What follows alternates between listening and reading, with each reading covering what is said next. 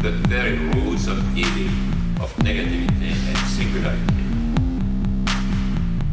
including the ultimate form of singularity, which is alchemist, to the whole state of things, a pure violence without object anymore.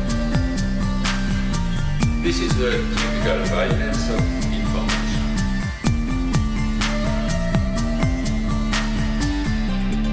It's violent because what happens there is a murder of the real, the vanishing point of reality.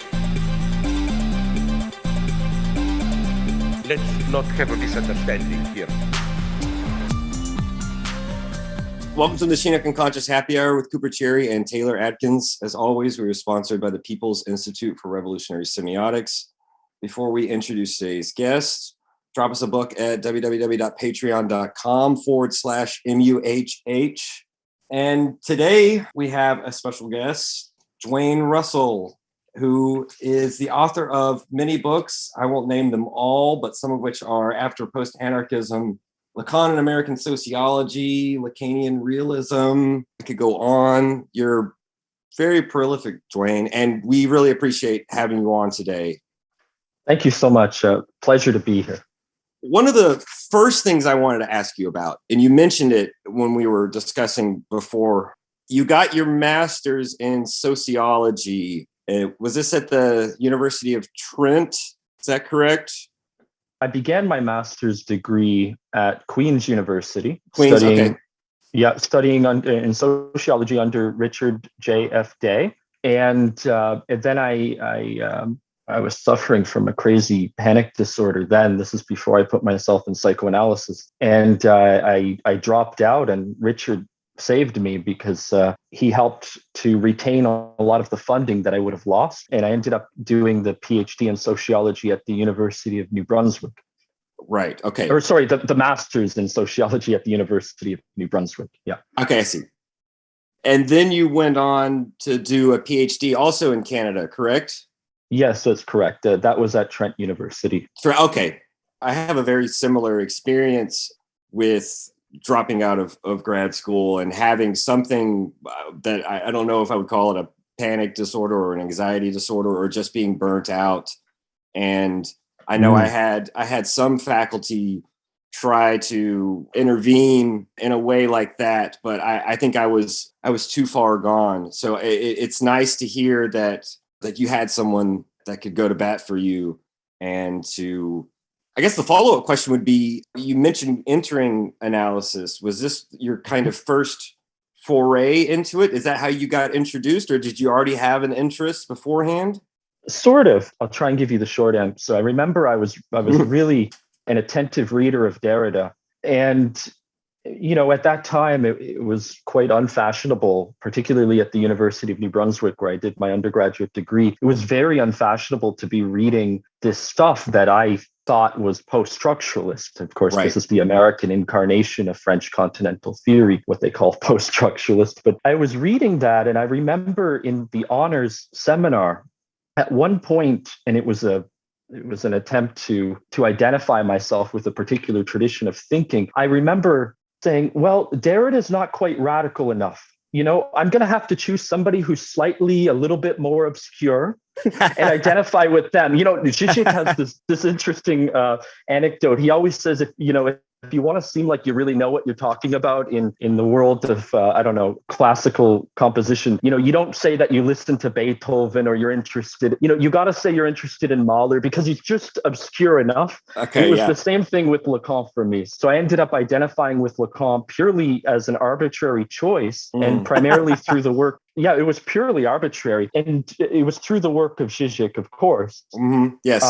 And then, I ended up, because I was really a scholar of anarchist theory at this time, I was very much involved in a lot of the anarchist organizing that was happening in the streets in Canada. And, I was working to develop the anarchist library.org. I was working at anarchistnews.org and so on, all of these. And I also owned an anarchist cafe and bookshop, co-owned. That's really cool. And so on. So I had this obscure interest in Lacan, but I was still very much tethered to anarchist thinking. And so I went to study anarchist theory with Richard J.F. Day at Queen's, who was a bit of a Lacanian. And that was my gateway to Lacanian anarchism. Gotcha. Okay. This concept kind of blew Taylor's mind a little bit. I guess it's because, this past year, we've had on now, I guess you're the fourth had on who is published in the Palgrave Lacan series.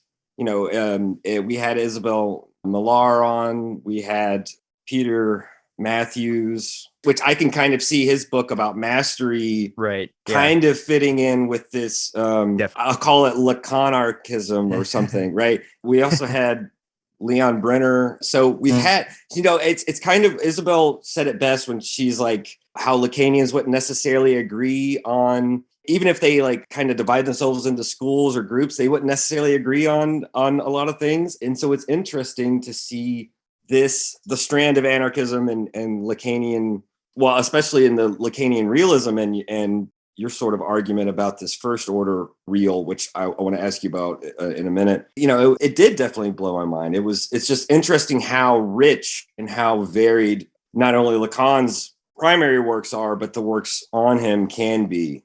So I really enjoyed that.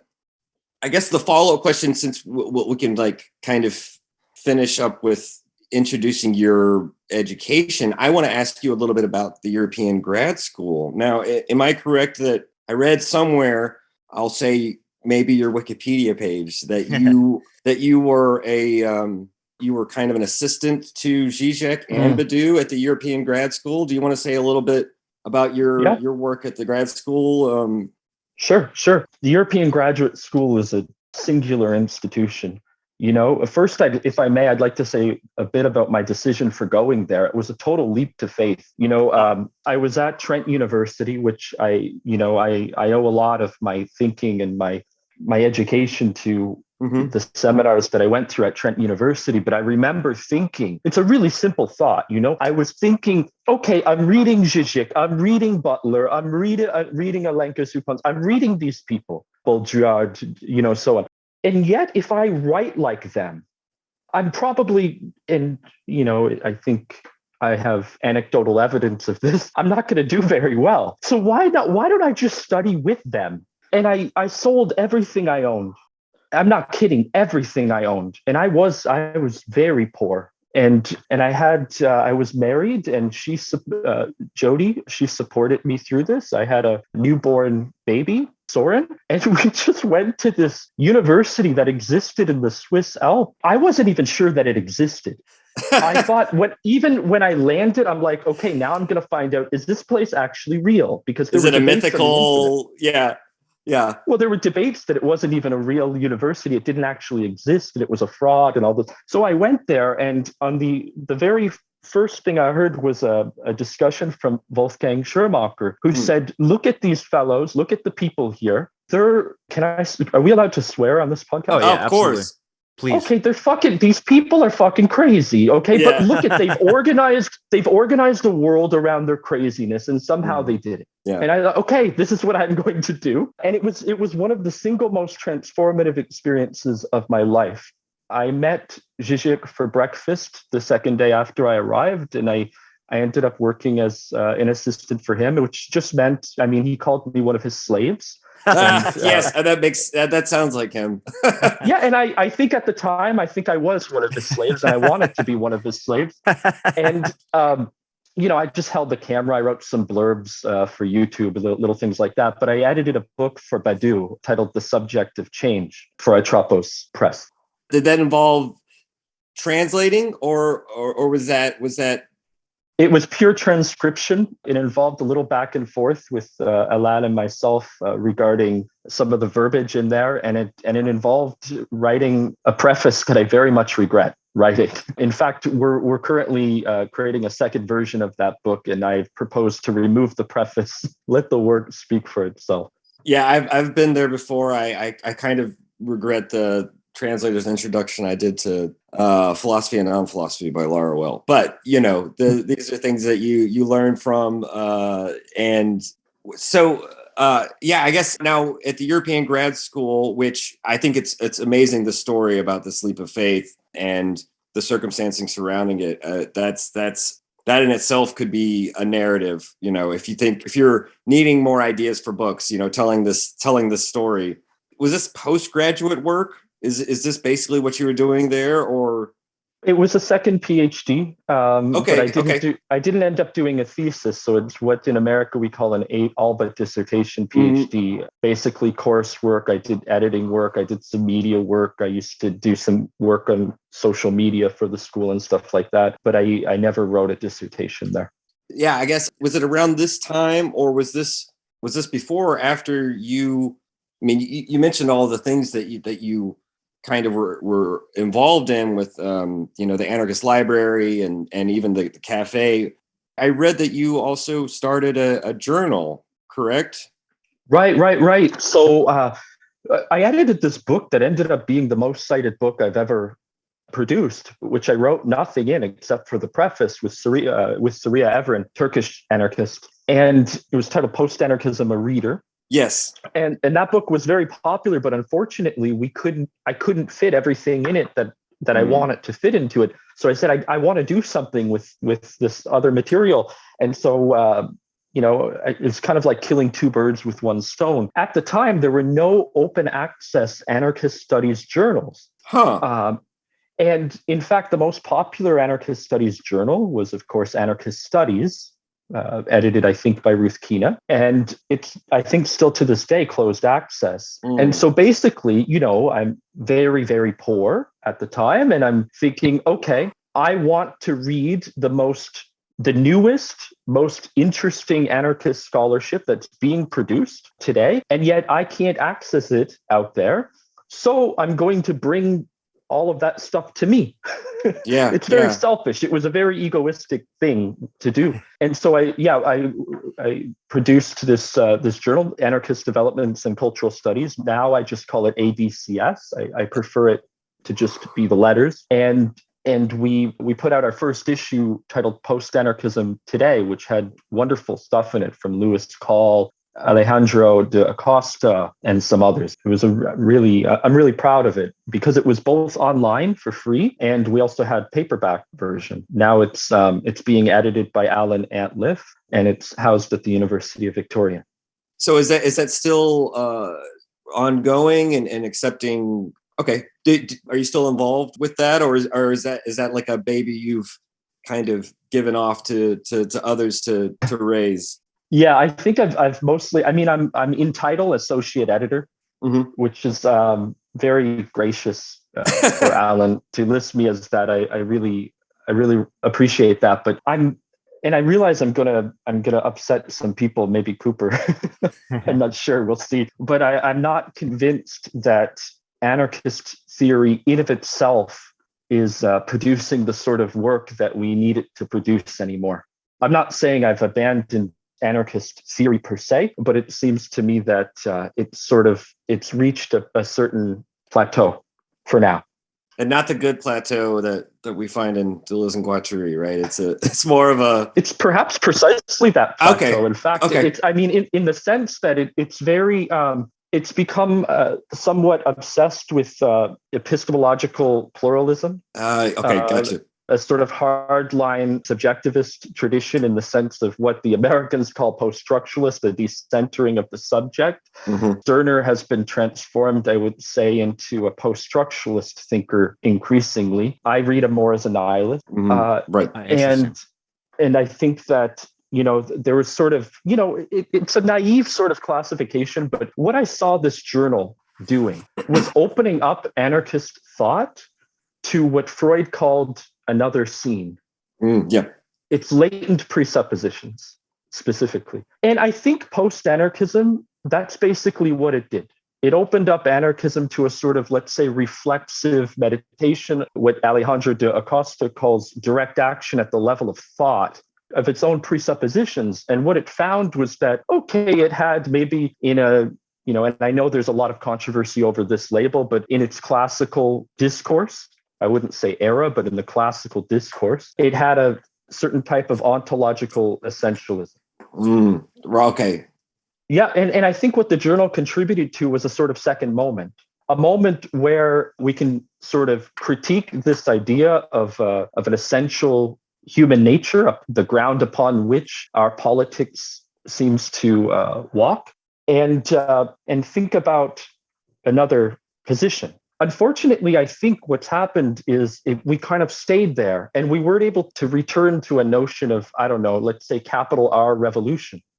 We had this sort of what Todd May calls tactical political philosophy, these sort of, okay, we're going to have a little fight here, we're going to have a little fight there. Or we have, as in the work of Richard J.F. Day, this sort of what I would call a withdrawal from the engagement with a direct confrontation with power into sort of autonomous zones and so on. But there was no way ultimately to return to a notion of a political universal that I think is so essential for radical politics. It's like in anarchism, we're so afraid of the very word universality.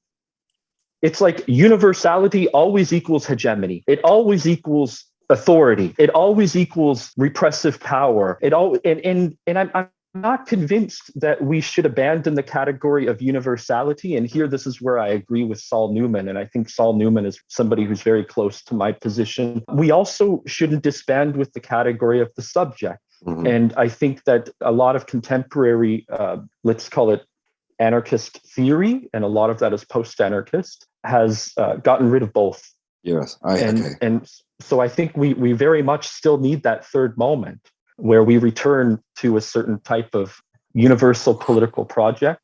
All of this is making clear the conjunction of Lacan, Žižek, Badiou, right? That you tie together, I believe it's chapter 11 of Lacanian realism on the knot, right? And you kind of situate the event of Badiou in terms of the real, Žižek's act in terms of the symbolic, Lacan's style in terms of the imaginary, and weaving together the Baromean knot, right? I think that makes it very clear, this notion of also what you kind of work through in chapter 10, where it's this question of an obsessional active or passive political position, right? This notion of either overestimating the political action or underestimating it, or overestimating the situation or underestimating it, and kind of navigating these things. But it does make clear, specifically with, I know that when I was just I was just so deep into Deleuze's work, when Badiou started to be available in English, that was something that fascinated me, was this notion, for example, this question of staking a claim on truth. It's very, it makes very clear his, I don't know, opposition is the right word, but difference from a lot of the post-structuralist thinkers like Baudrillard, Lyotard, Deleuze, who kind of are in this movement to, how do I say, accelerate the decadence of values, specifically of truth, finality, unity, and these other things. So all of that makes it very clear. But I don't want to hog the conversation. Cooper, did you want to?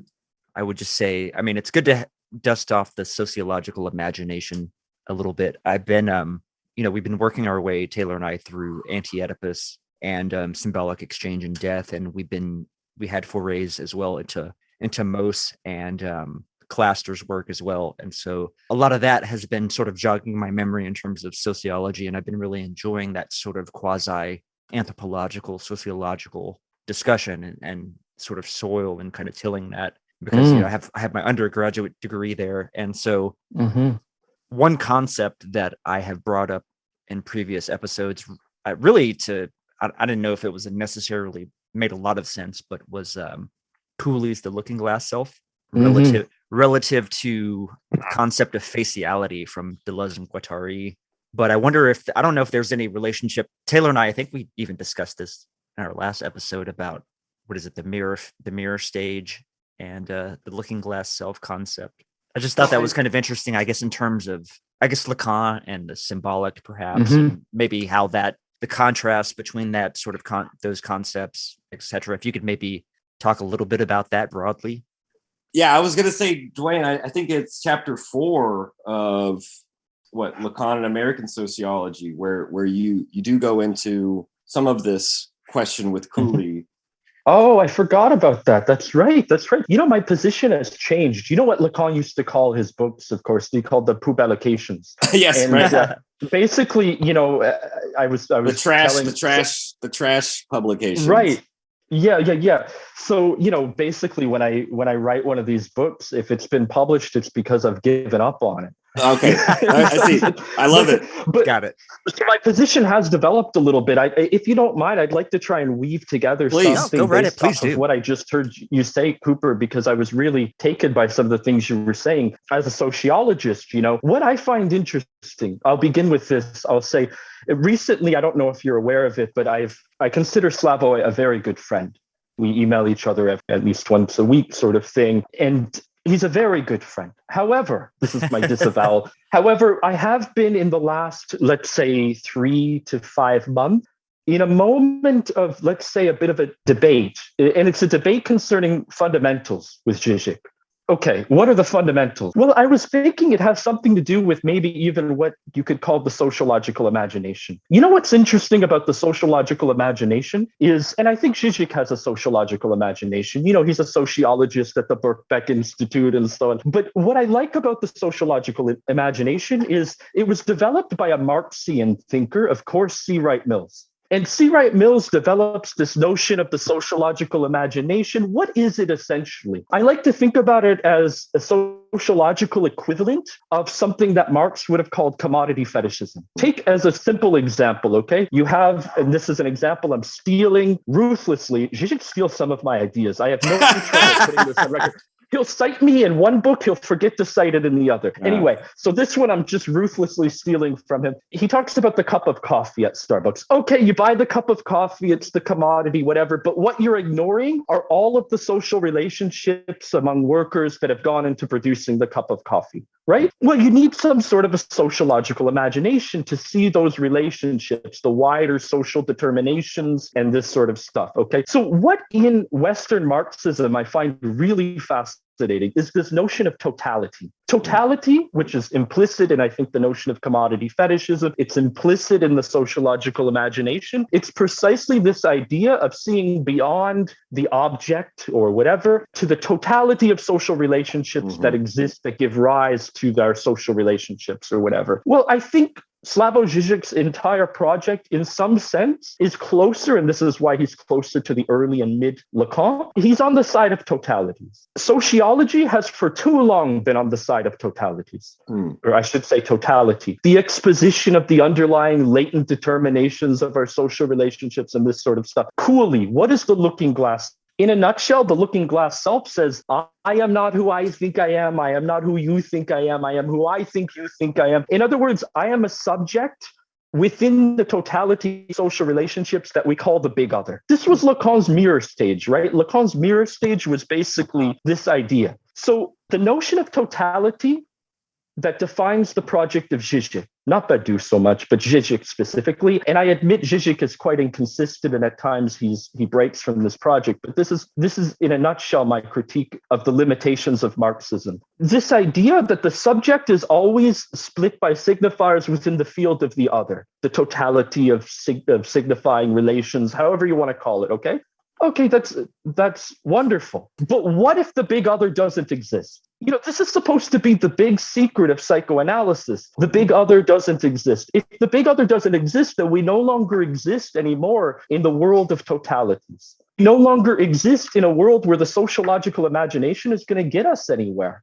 You know, the idea of commodity fetishism and so on, how far is this going to go in helping us understand a world where the big other doesn't exist anymore, where we are no longer a subject within a field of symbolic determinations. So my break is precisely here, where totalities are one side of an issue that's worth exploring, but I'm interested more and more in the category of jouissance. And the category of jouissance is extremely important in the late period of Lacan, because it's the period of Lacan where the big other no longer exists. And so what we have are singularities. We have these singularities, these not subjects, but what he called par l'être, speaking beings, who are in monologues with one another. They don't know how to speak to one another. They're speaking different languages. There's no intersubjective field. There's no latent determinations. There's a certain enigmatic and perhaps traumatic. In the French, the word trauma is very nice because it sounds like whole. Right.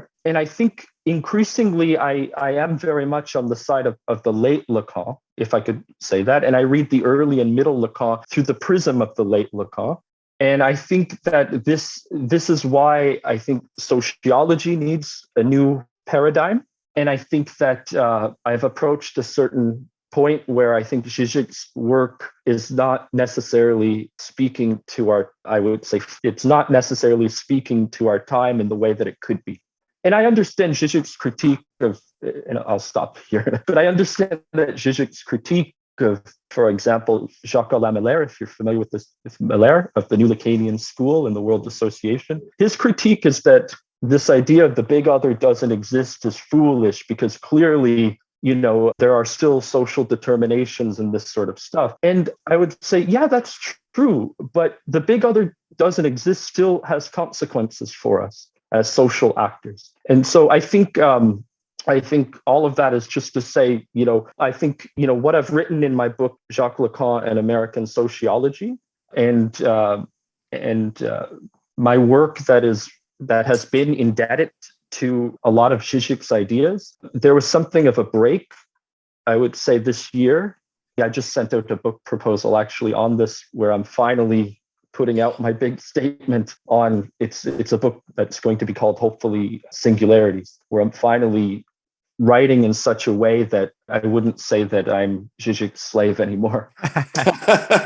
Very nice. Along those lines, another little sociological nugget that I've been harping on in these same discussions relative to anti-Oedipus and symbolic exchange and death, etc., would be that going back to Durkheim and Durkheim's notions of, and this is also maybe a good way to discuss totality and perhaps even singularity and kind of what you were just working through relative to, I've been thinking a lot about organic and mechanical solidarity and deviance and Durkheim's theory of deviance and its function, the functionalist approach that he takes to it, and sort of asking this question, does there have to be sort of this ostracized other that is excluded from the to sort of constitute the totality, like to sort of resurrect the organic sort of social bond, right? It's like Jurassic Park for social bonds. Like we have to sort of figure out that's a big question that I've been wrestling with. Is this a necessity? Or how do we resurrect the social bond, perhaps, is a question I've been thinking about. Yeah, I think a lot of Durkheim's work, I think, and this is something I'm hearing of what you're saying, but I hope I'm not misrepresenting what you're saying either. I think implicit in a lot of Durkheim's work is that our social bonds are the sort of social cohesion has something to do with a world that is either regulated in some sense by prohibitions, or not regulated, or integrated. You can think about that in terms of across the imaginary axis for Lacan, or disintegrated. But he never thought to ask the question of how those who are not regulated and perhaps disintegrated, how they might exist in the world. And this is why I think today we need a theory that can account for that. And that's a theory of singularities. Mm-hmm. It's a theory of how people can hold themselves together in a world of weakened prohibitions, where we no longer have, of course, the universal prohibitions of you shall not, the price of admission into a social bond. It was the old Oedipal social bond. Of course, the price of admission was you must renounce, You must renounce your jouissance. Mm. What Lacan would say, you must negativize your enjoyment. You must give up some of your enjoyment. But, clearly we're not in that world anymore. We're in a world that rules precisely through what I call in my work particular affirmations. This is a development beyond Žižek's work, I would say. He doesn't call them particular affirmations, where the jouissance of particularly identified segments of the population is affirmed. Mm. You can choose. You can enjoy yourself, and you can be a part of a social bond precisely through your enjoyment. What are the new problems that emerge in that sort of world? In a world that's characterized not by prohibitions, not by integration, as Durkheim would have said, but by a sort of collective effervescence because I think Durkheim's concept, I'm thinking spontaneously, forgive me, but No, I think Durkheim's concept, and he took it from energetic, and I think it's good that he took it from the theory of energetics, just like Freud was taking his work from the theory of thermodynamics. It's a theory of jouissance. And a part of my work, and it's particularly in Jacques Lacan, American sociology, has been to return to the classics to find the theory of jouissance. For example, in the work of George Simmel, George Simmel discussing stimulation and the way in which we're hyperstimulated in the metropolis, for example. So if we're in a world that has a non-negativized jouissance, where jouissance refuses to be negativized, what new fascisms are emerging? And the example I always give, I think a really clear one. It's a bit outdated now, but I choose it because it's a little bit far from the American continent. And so people are not going to be too upset with me for choosing this particular example, but it's the example of the Citizens Amendment Act in India, where it's precisely through the particular affirmation of the jouissance of particular segments of the population, and they list them in policy. It says, we will allow citizenship to Jains, Buddhists, Christians, Sikhs, and so on, ... Particular affirmations under Prime Minister Modi, but a complete implicit rejection of Islam. It's fascinating. Muslims constitute a very large population in India, and there's a whole history there, but they're just simply not affirmed. Their jouissance is not affirmed, you see. And so it's not, the old fascism was really interesting, the fascism that we would have saw in the classical era of sociology, what we would call the classical era, even though it's actually quite modern. It was, we explicitly prohibit Freemasons, homosexuals, communists, and Jews. And we put that into law. It was quite literally put into law at the level of prohibition. We explicitly reject you. Okay, which is what led Zygmunt Bauman, the sociologist, to claim that a very controversial claim, to claim that the Holocaust was in fact the natural consequences of modernity, of the Oedipal social world. I think what we see in Modi's policy, and I can give other examples, but I think they hit too close to home, so I'm not going to do it. But I think what we're seeing is a new form of fascism that implicitly writes out particular forms of enjoyment, what I call enjoyment, it's jouissance, by explicitly giving you permission to enjoy the rights of citizenship if you're explicitly identified. I think it's a very dangerous, it's an insidious form of mastery. This seems like a different way of forming an excluded other or a scapegoat. Instead of, as you said, this being these major prohibitions of you're not allowed, it's, as you say, these particular affirmations of those who are allowed. And then is it kind of, what's the word? Is it kind of already implicit or even explicit that some are not affirmed, some identities are not affirmed, and therefore they're included in the situation, as Badiou might say, but they don't belong, right? They're this kind of, or maybe they're just, I don't know, an excluded remainder or something, right? I mean, I'm trying to think of the best way to formulate this. Yeah, I like all of those. I like every one of those. But the problem is, it's entering the level of policy, of course, but it's a different type of policy because the idea of policy, we tend to think about it as rules, but they're not exactly rules. But I think this is a pervasive cultural phenomena that we're witnessing everywhere. You go to any popular bookstore in the world today. You go to the poetry section, what you're going to find, maybe you'll still find Baudelaire and, I'm in Russia, so you'll find Pushkin and so on. But you're going to find poetry, it began with a Canadian poet named Rupi Kaur. Žižek took this example. He did cite me. Me for this Okay. one. And this is poetry that basically, it's not about confronting the impossibility of love, or anything, or about, living with the specter of death or anything like that. It's not that deep. It's instead like these little words of wisdom. Yes. So like on page one, it'll say like, the poem will be like, it's not that you were not good enough. It was that you were so good that he could not see it, and then on the next page, it'll say something else. And I was thinking about how this has pervaded every corner of our universe. Like you buy Coca-Cola And here, Žižek's idea of Coca-Cola is very interesting. Since we keep talking about Žižek, or I keep talking about Žižek, his idea of Coca-Cola, you got the ideological injunction to enjoy. I think what he missed was the way in which Coca-Cola operates in a world of particular affirmations. It's not just enjoy, but you must form a social bond precisely through your particular form of enjoyment. So like Coca-Cola bottles today, they will have something written on the side. It'll say like soulmate or father. Oh, this is a great one, father. You get your nom de pair in the commodity form. Like it'll say like friend, and you buy the Coca-Cola and you share it with your soulmate, and you actually produce the social bond precisely through the commodity form. And so I'm really evil. My idea is, okay, I'll buy soulmate. I'll sit down with a person. We'll drink it. But what happens when the Coca-Cola's gone? Like, is she not my soulmate anymore? What am I supposed to do? And then so you're just, I have to go. It's the union of egoists. Okay. You just disperse with. I mean, yeah, you're right. Yeah, go ahead. I was just going to say, or you just go buy another one that says like ex-girlfriends are awesome or something like that. It'll be like a different, I mean, like you're right. You drink the Coke, and then you're left with the plastic, non-biodegradable remainder that you throw out, or you recycle if you're. I'm sure some people maybe collect them, because I believe you've. I forget where, but I know you wrote about this example with even there are particular names. So I'm searching through the different Coke bottles for a Taylor, maybe. That or a Lindsay, for my wife, but I don't know if they still put, do they still put names on them?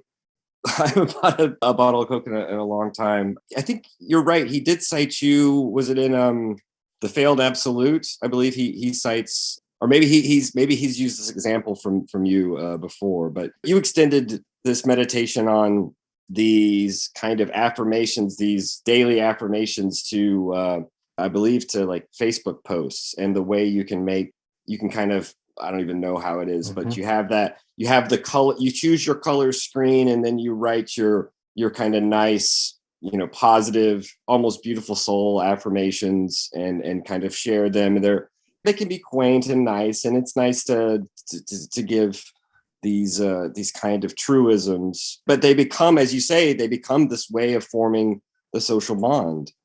Obviously, that's something that we've thought about with Baudrillard, and that'd be like a great example for him. You can imagine his riffs on it, and part of that, part of what we've gotten out of it is the exclusion of death as being a part of modernity's way of forming social bonds.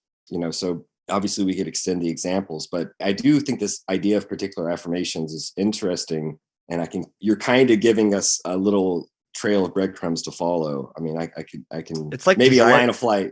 Reminds me of Desire in Production. Yeah. The discussion on the Coke and the repetition of it, I guess. The repetition of the particular little instances of desire.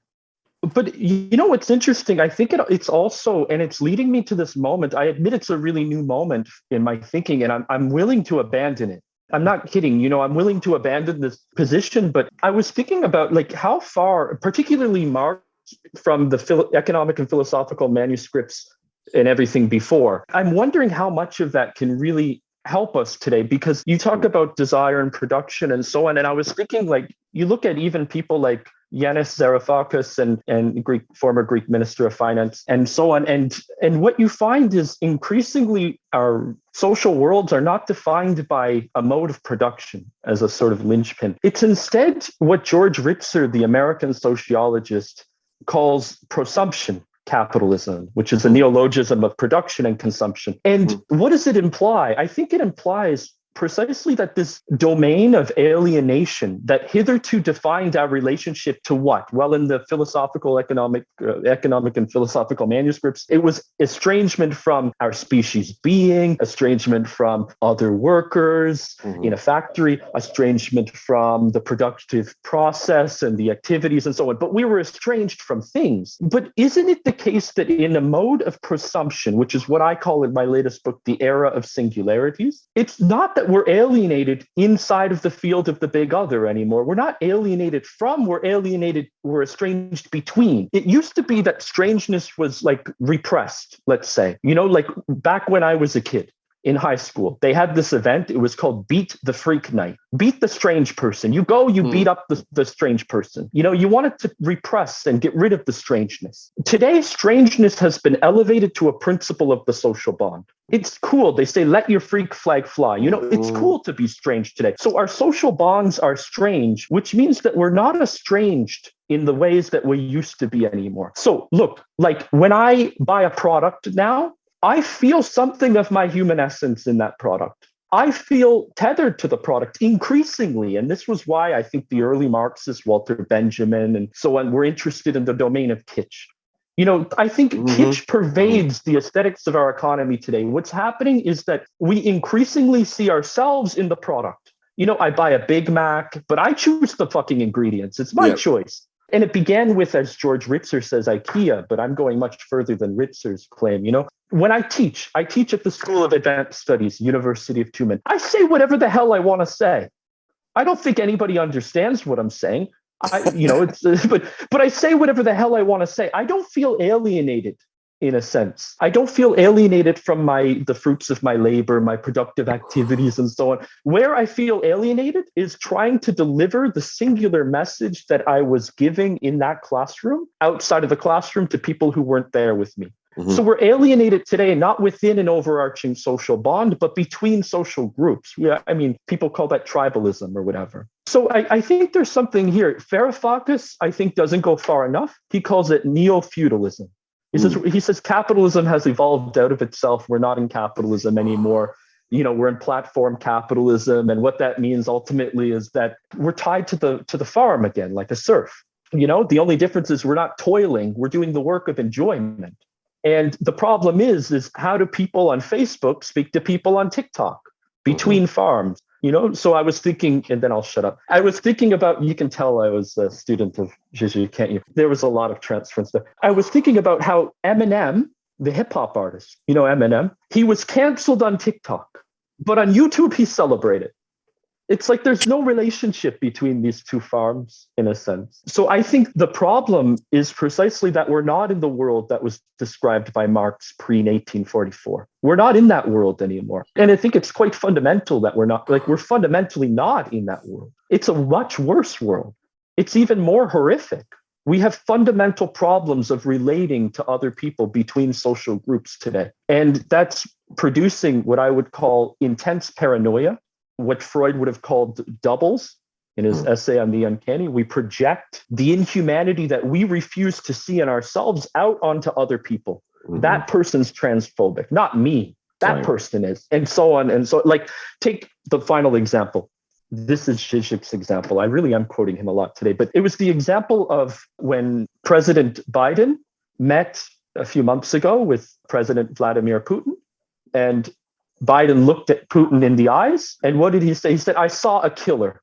And I actually agree with Putin's response, which came later on RT. Putin said, "Okay, you just saw your own soul reflected back at you." I think it's exemplary of all of the problems we're having today, problems that are emerging in the newest social movements, problems that are emerging between generations, and so on. And I call that the problem of singularity. It does lend itself to the old reply, you know, takes one to know one. But I would inflect it a little bit and say he wasn't just projecting himself onto Putin. He was also trying to project the diametrical opposite of, say, President Trump, who, you know, is ironically, they are still uncannily similar, you know, in policy and especially continuing policy and just basic day-to-day shit. I mean, how much has really fundamentally changed besides we don't have Trump's fun tweets on Twitter every day anymore, right? So that's gone. So we have, you know, sanity restored, but really how much has changed besides the sort of, there's less of a spectacle, if you will, emanating from the presidential office, but otherwise, you know, things on the ground, the situation has remained the same. So I kind of feel like calling Putin a killer is trying to he's also unconsciously thinking like, what's the one thing Trump would never say, right? Because Trump would be like, oh, we're buddies, we're friends, I want a good relationship with Russia, all that shit, you know. So there is something to that too of this. I'm not this playing at not being Trump, while at the same time actually being indistinguishable to a certain extent. Yeah. Besides in words, right? So it's just words. Mm-hmm. Yeah, I would agree with that. Well, I was just going to say it's a really troubling time because I was reflecting on this the other day. God, it's weird when theory makes you depressed. But Oh, but I was thinking about how deep this wound is of our inability to relate to people, and how we're so close to a major world war right now. Like we're really close. Do people even realize how close we are to World War III with the alliances that are happening between Russia, China, India, and so on? Basically, West versus East, the NATO expansion, and so on. We're so fucking close to a war. And I think it has something to do with this way in which we're projecting, I guess, these doubles out into the world, and we're unable to find a way to relate to one another, to hear what each other has to say. Like the old time of, what did Lyotard call it? Jean-Francois Lyotard, an incredulity toward meta-narratives. Today in international relations, we have an incredulity toward international treaties and international dialogue, a fundamental incredulity. And it's not just there. I think the crisis manifests itself in our romantic lives. People are going on solo moons instead of honeymoons now. I hadn't heard that, but that's great. Go on, sorry. That's it. That's all I was going to say. Well, Coop, you had something you wanted to add? Oh, well, I mean, it's sort of not related entirely, but a couple of things relative to Stirner that I wanted to talk to Duane about. One would be maybe try to sell, at least where you are now, can you sell Taylor on whether or not he should read The Unique in Its Property? I don't know if I could sell it. I think there's a wonderful, it's a real shame nobody reads, well, not nobody, but it's not as popular as a lot of the other stuff, like secondary literature on Stirner's work. I think his name is Widukind and Ritter. If you're listening, you could Google that. I'm not sure if it's him. Google his name plus Stirner, who's done some really fantastic work on Stirner, which defends Stirner against the position that he's a post-structuralist, which I think is very important. It's a very important thing. How could I sell Stirner? I mean, Stirner... I tried to sell him as a post-structuralist, so that kind of foreclosed already.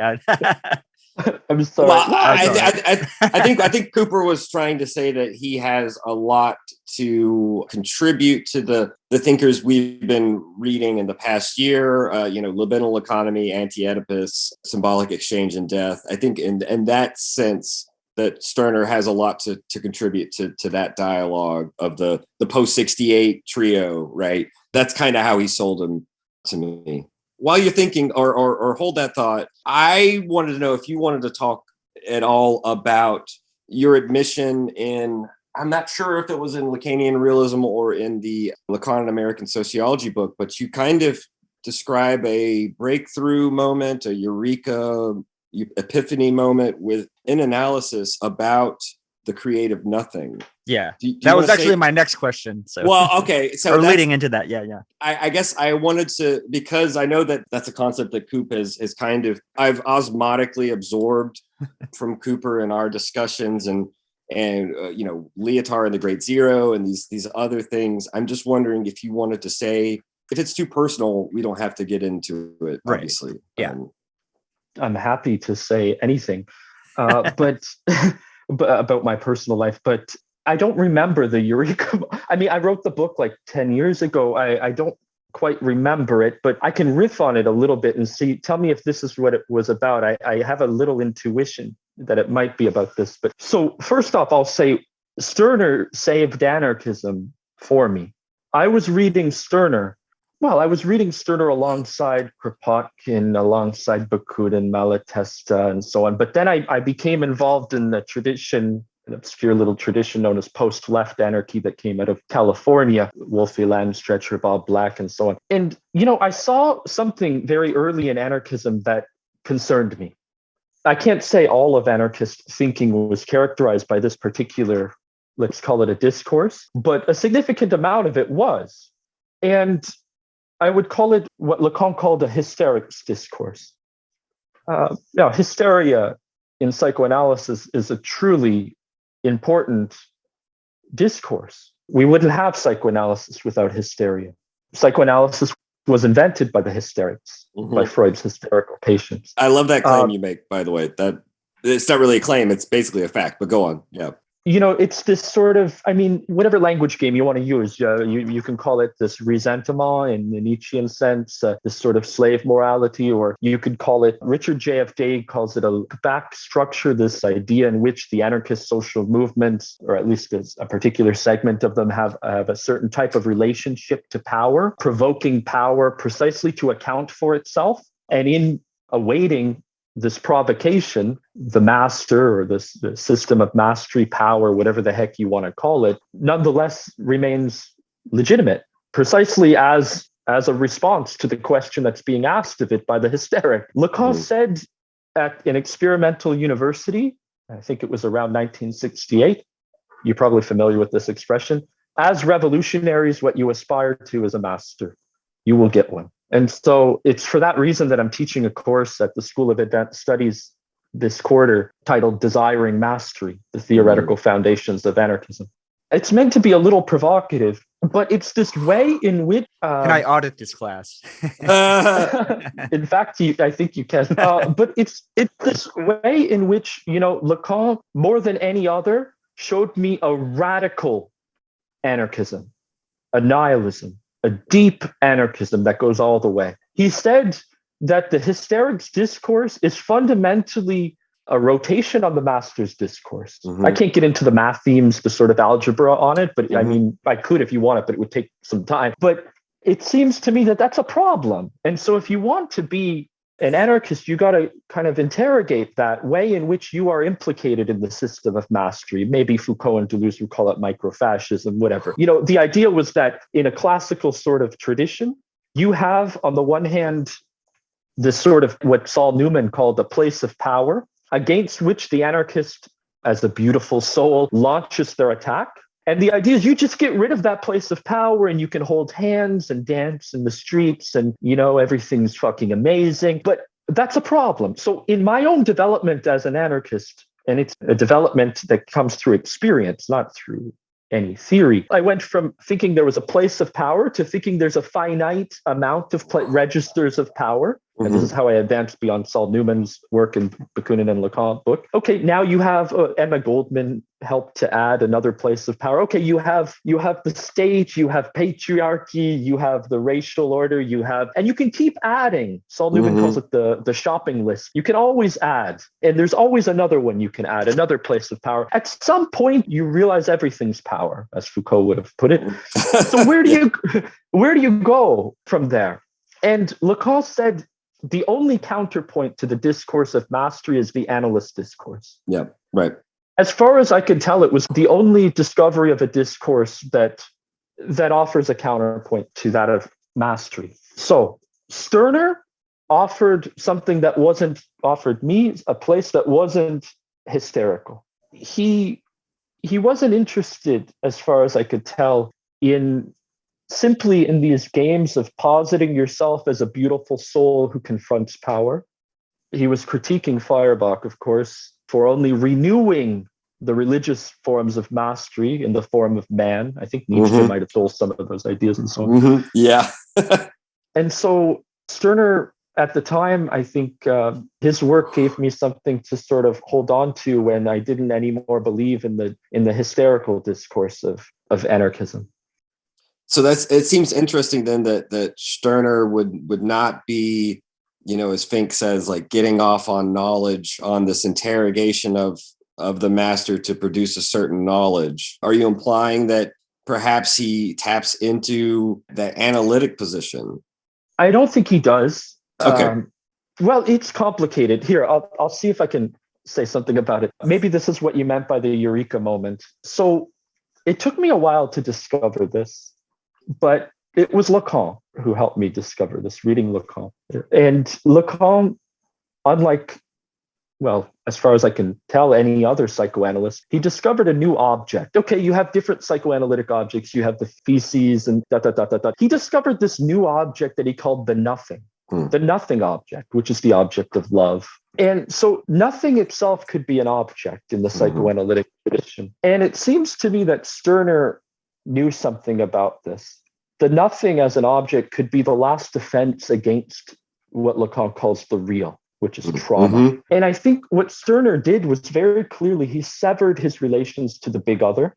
He was what some people call an individualist, which means that he cannot be divided, and jouissance cannot be divided. I mean, that's what it means, that it can't be negativized. And so he, without having any sort of type of social relationships anymore that defined, let's say, the mutualist tradition in anarchism, or the tradition of mutual aid, in Kropotkin, or any of these traditions lines of thought that you find in Bakunin and in others.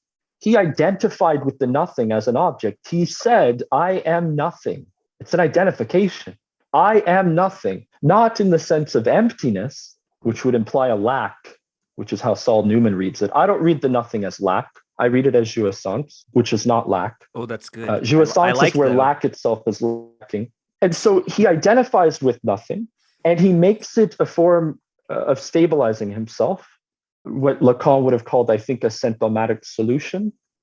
But the problem then becomes, how does a singular nothingness like Stirner, how does he relate to other singularities in the world? And it's not clear that he can. He had this naive notion of the union of egoists. We find similar ideas in the work of Nietzsche and others. And I like that position a lot. I think he advanced beyond what we see in the work of Bakunin and others. But it's not clear what a union of egoists could be, except maybe a small Lacanian reading group or an affinity group in the anarchist tradition, or something like that. And maybe that is something quite wonderful. The last thing I just wanted to say about Stirner is that I think it's wrong to read egoism, the ego, in the sense of Freud. What he referred to as the ego wasn't what Freud thought of as the ego. And it wasn't what Lacan thought of as the ego, this sort of speculative relation, specular relation, like the looking glass self I see, like the ego, even for Freud, you had ego ideal and ideal ego. There's, with the ego ideal, there's the ideal self, the knowledge that you have of yourself, the image that you have of yourself, and then the ideal ego, or whatever the opposite one was. It's this knowledge or image I have of myself as if from the viewpoint of somebody else, the big other, the looking glass. Right. I don't think Stirner had any mirrors. It's interesting that when Engels drew his portrait, he's off to the side, sort of contemplating he's a lonely individual. And even the glasses, right, they don't necessarily have eyes behind them. Right. right. That's good. They're like mirrors themselves, right? Yeah. That's interesting. Though. I like this notion of the creative nothing as jouissance. That's really fascinating. That opens up a whole series of, like, my mind is percolating relative to desiring production and Guattari, because that's the sort of little thing I've been trying to figure out how to figure out how to combine those machines. Where's the conjunction at? Sort of pull the knot, reverse the knot through the other side, so to speak. If that makes sense. Yeah.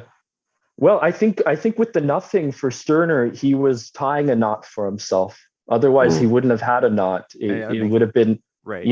It's like, I had this moment in psychoanalysis where I was trying to describe, and I didn't know what I was saying. It took me years to figure out what I said there. I was how Hegel's critique of Schelling? He said, like, the night in which all cows are black or something. Yes. I had that moment, but I never read Schelling. I mean, this is more than a decade ago. In psychoanalysis, I was trying to describe the way in which nothing had become a point of identification for me as a person with anorexia. I have anorexia, which surprises some people. But, this way in which I said, okay, you have the nothing. Yeah, the black spot on the cow.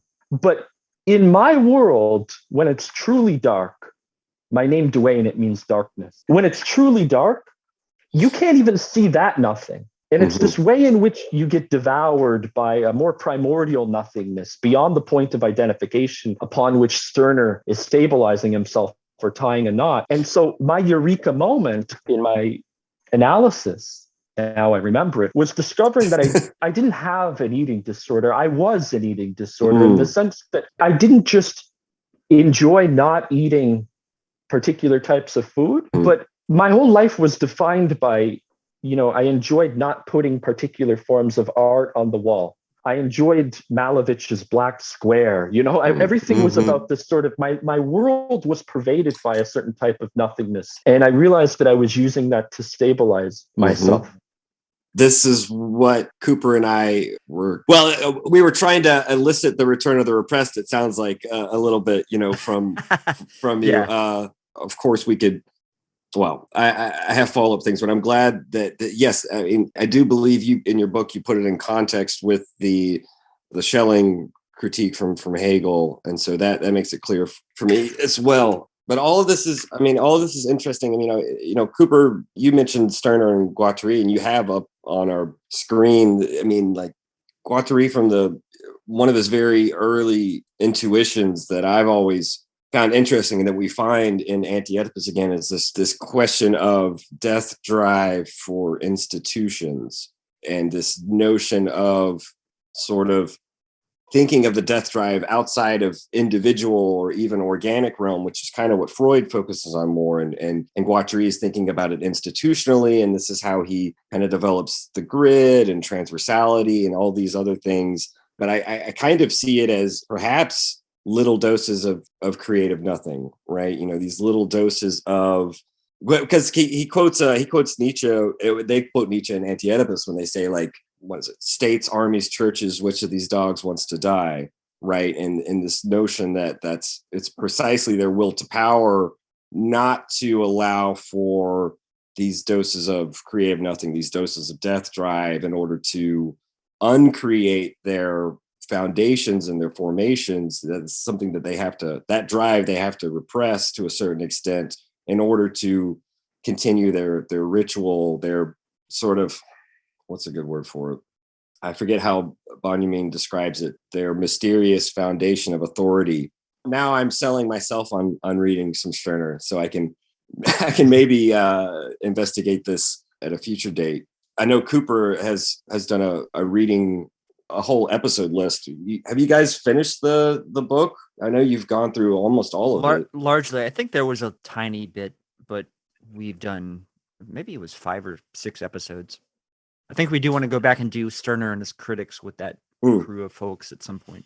But the stuff about that you said earlier, just to kind of harken back to something you said earlier about the big other not existing, which made me think of the sexuation graph with law or woman, however you transcribe it, struck out, right? The definite article struck out. I was kind of thinking, you mentioned Nietzsche stealing ideas from Stirner, this notion about the death of God and whether or not part of what you were mentioning about this new era with the big other not existing is there some resonance with the death of God and the death of the big other? Like it takes time to reach, for the implications to reach consciousness. And for us, it's like we're still too early, right? Or something like this. Yeah, I think so. But how can I put it? If there's no big other, the death of God, what's interesting is that from a psychoanalytic point of view, what it implies is the foreclosure. The death of God, if we're going to take it as homologous with the death of the big other, why not? It's not necessarily the case, but let's presume it is. Then what it implies is that the big other, the unconscious, which is the big other, has been foreclosed. So it's a generalized foreclosure, which means we're in a generalized psychosis. Now, the best example of generalized psychosis when it comes to the death of God, maybe not the best, but the most extensively analyzed, is Schreber, for whom there is a fundamental foreclosure of castration, foreclosure of the unconscious. Lacan would say he canceled his subscription to the unconscious, and so on. What does it mean? It means precisely that through the foreclosure of the big other, how did Lacan put it in his third seminar on psychosis? Lacan said in his third seminar on psychosis, what is foreclosed in the symbolic returns in the real, which means that, you foreclose God, you see God everywhere. Schreber sees God everywhere. Yes. He's literally being fucked by God. Yes. He wants to how beautiful it would be to give birth to God's offspring, this sort of stuff. Okay, in a world where the big other doesn't exist, you see the big other everywhere. That's what Freud called the double. So my wager, and it's part of what constitutes my sudden break from the work of, well, not the work of Žižek, but from the cornerstone of a lot of what Žižek has to say, is that we exist now increasingly, though not exclusively, in a domain of generalized foreclosure. We are all mad. Neurosis is just another form of madness. I think somebody interested in Deleuze and Guattari would probably agree with this. The inexistence of the big other still has consequences, and those consequences you can see when you look into Putin's eyes. You can see those consequences when you read Jacques-Alain Miller's text, Docile to Trans, if you're familiar with it. You can see the consequences of generalized foreclosure. It's the projection of your own inhumanity onto the other. And I think this is the biggest problem we have in the world today. By the way, on this notion of death drive, just a minor remark on death drive and institutions. You know, there's a sociologist, Zygmunt Bauman, who wrote a little text on this. It's wonderful. It's titled something like Life, Immortality and Other Life Strategies or something like that. And he kind of builds a whole tradition of sociological thought around death drive, life strategies, and so on. And I find it really interesting. I was just going to say that vibes with like the symbolic exchange of death that we've been doing. But keep going. Sorry.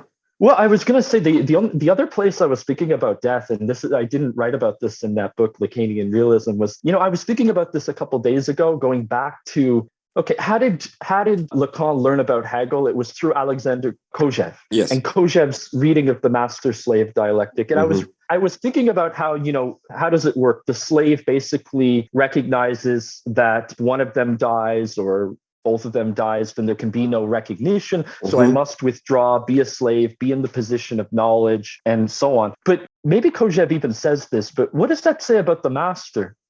Basically what the slave confronted was death. The slave said, death is so certain here that I'm going to retreat. So what that means is that death as a certainty gave him his position as slave. And so the slave has a certain position to death, to the certainty of death. Lacan said in the 1970s, I think, you can find this on YouTube, Lacan Parler, Lacan Speak. He says, death belongs to the realm of faith. You are right to believe you will die. If you didn't believe it, if you didn't have total certainty that one day it will all end, I'm paraphrasing a little bit, how could you bear this life? How could you live this life that you have? And so for the slave, death is a category of certainty, which constitutes the slave's faith. But what does it say about the master? In some sense, I respect the master in this position. I respect the master because for the master, he didn't even have that faith in the certainty of death.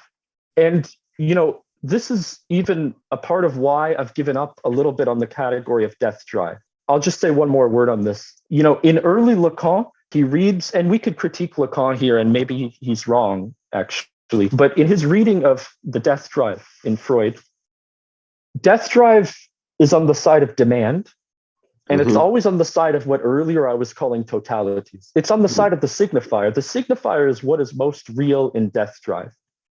What Lacan eventually takes from death drive is the concept of jouissance, and he abandons in his late teaching the concept of death drive. And his claim, and it's a controversial one, and it's not necessarily my position. I'm not sure where I stand on this because death drive is a very difficult concept that people interpret in all kinds of different ways. Yes. But he abandons death drive and he talks about jouissance because death belongs to the realm of faith. And jouissance is something a little bit different. But his claim is that Freud, with his notion of libido and so on, was moving toward a concept of jouissance. In fact, if you look at some of the footnotes in Freud, believe it or not, you're going to see Freud even use the word jouissance.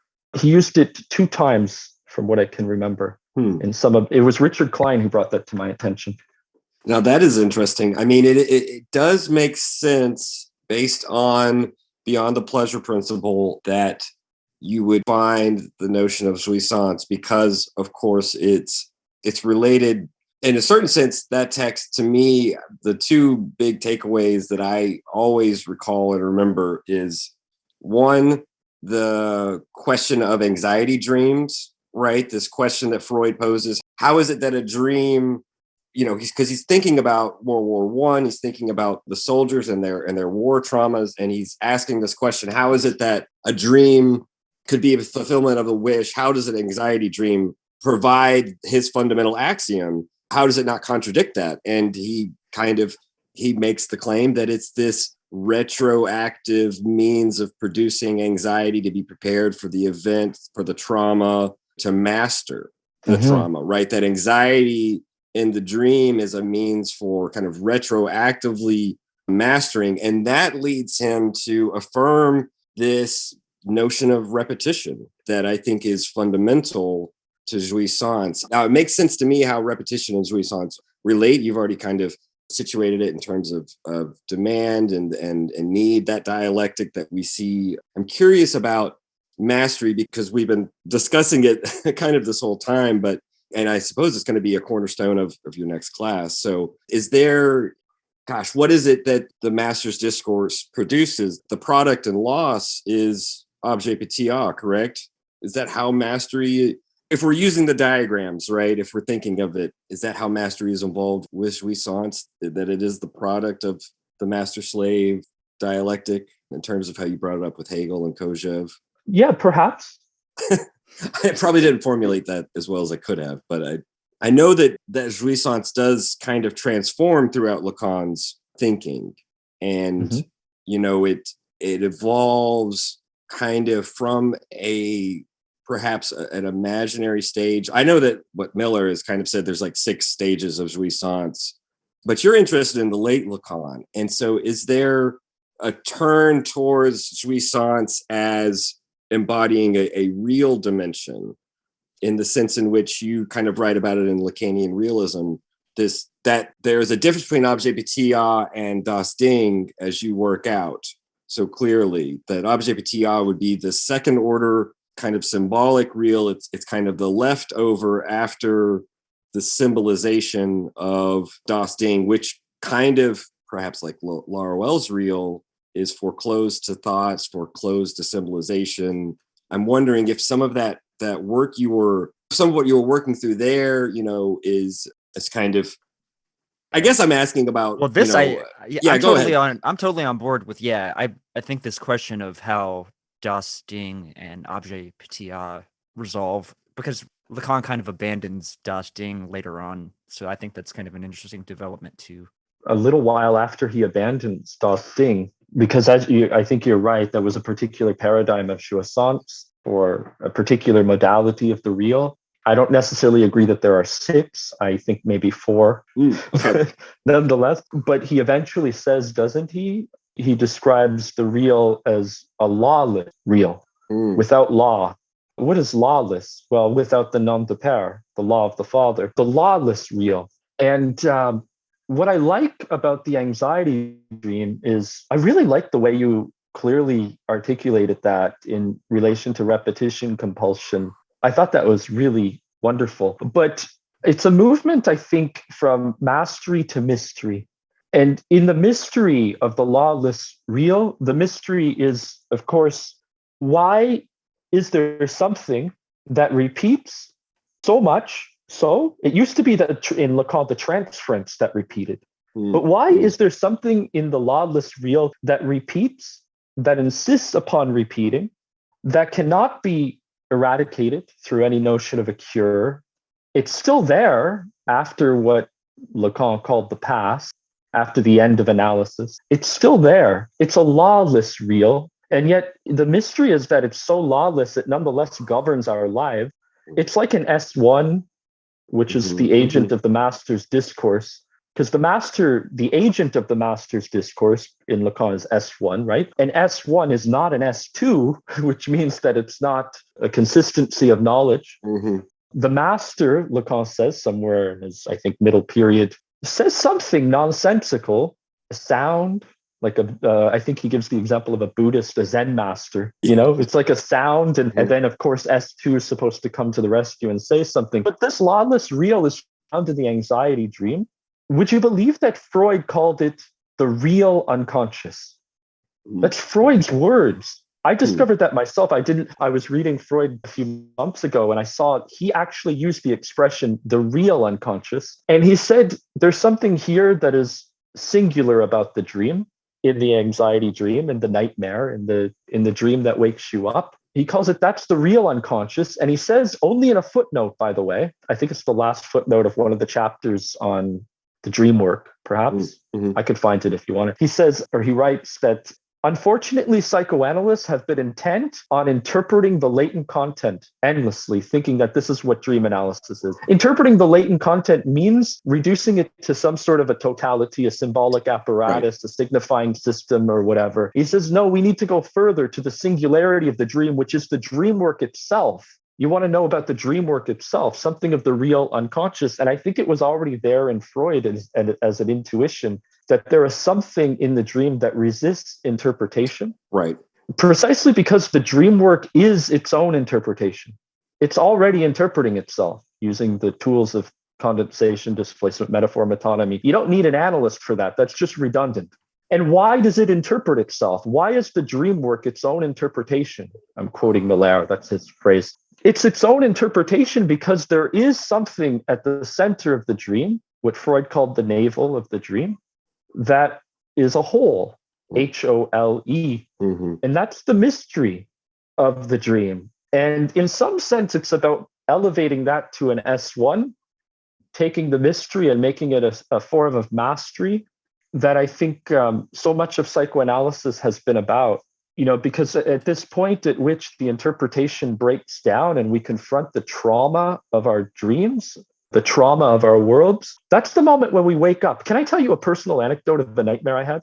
Please. I had this, because I'm not sure how much time you have, but so this was a dream that brought me, I would say, to the end of my analysis and to my new relationship to psychoanalysis as an orientation and as a school, which is a social bond. I was in the dream, I was in a foreign city. Nobody spoke my language. And I kind of was just walking around and I realized I was looking for somebody, my partner, my romantic partner.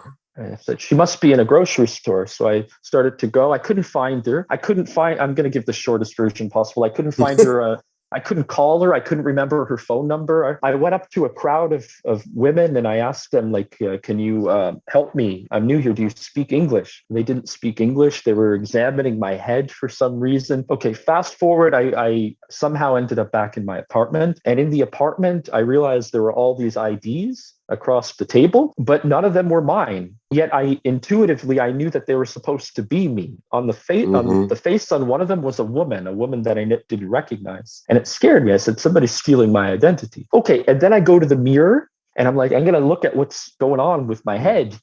And I'm looking in the mirror. I realize something looks weird. I kind of step back to see a total view of myself. And what I see is I am a woman.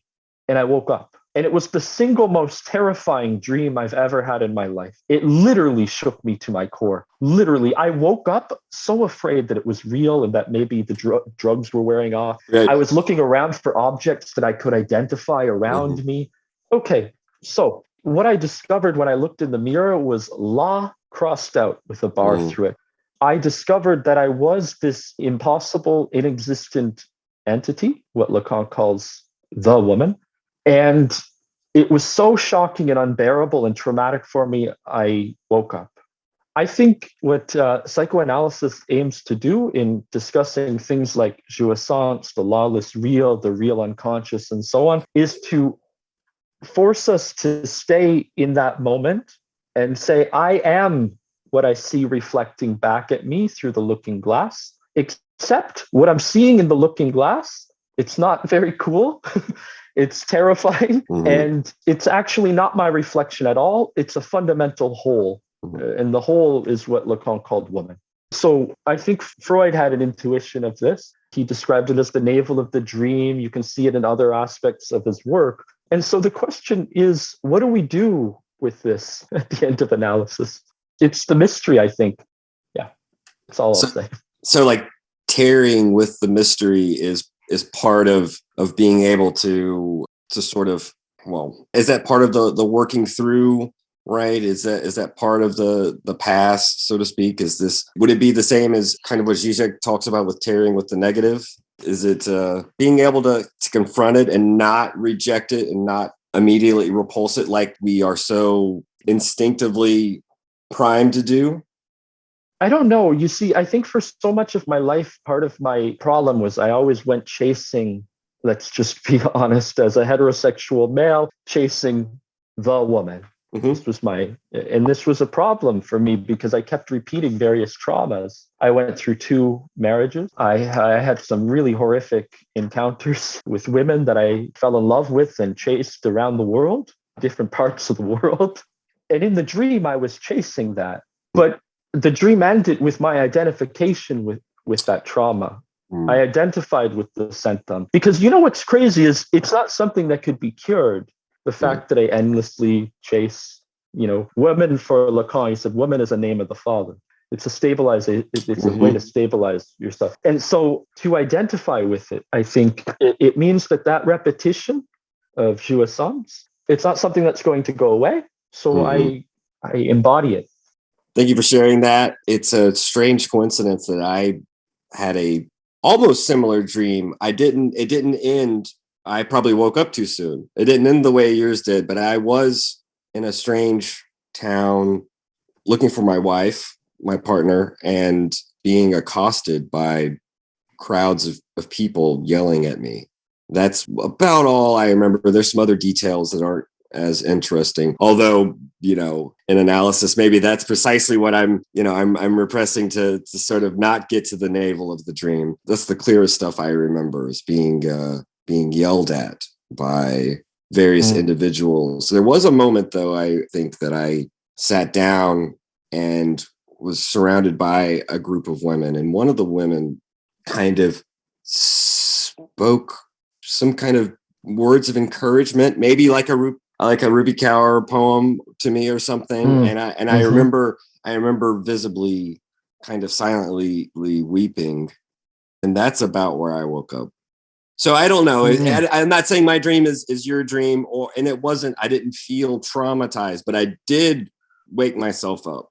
So it was at least one of those threshold moments where it was like, okay, but at the same time, the first thought I had was like my brain saying, like, I need to get up, I need to prepare, I need to be ready. I mean, there was an excitement. I was already thinking about what we were doing here right now, but I do still, I don't always remember dreams, and Freud even writes about why we forget them. But I do remember feeling strange about that dream because it's not a typical dream for me. But this interesting thing about identifying with, is this part of what Žižek is talking about, like enjoying your symptom, the fact that, as you say, this won't go away, that it's just something that we have to embody?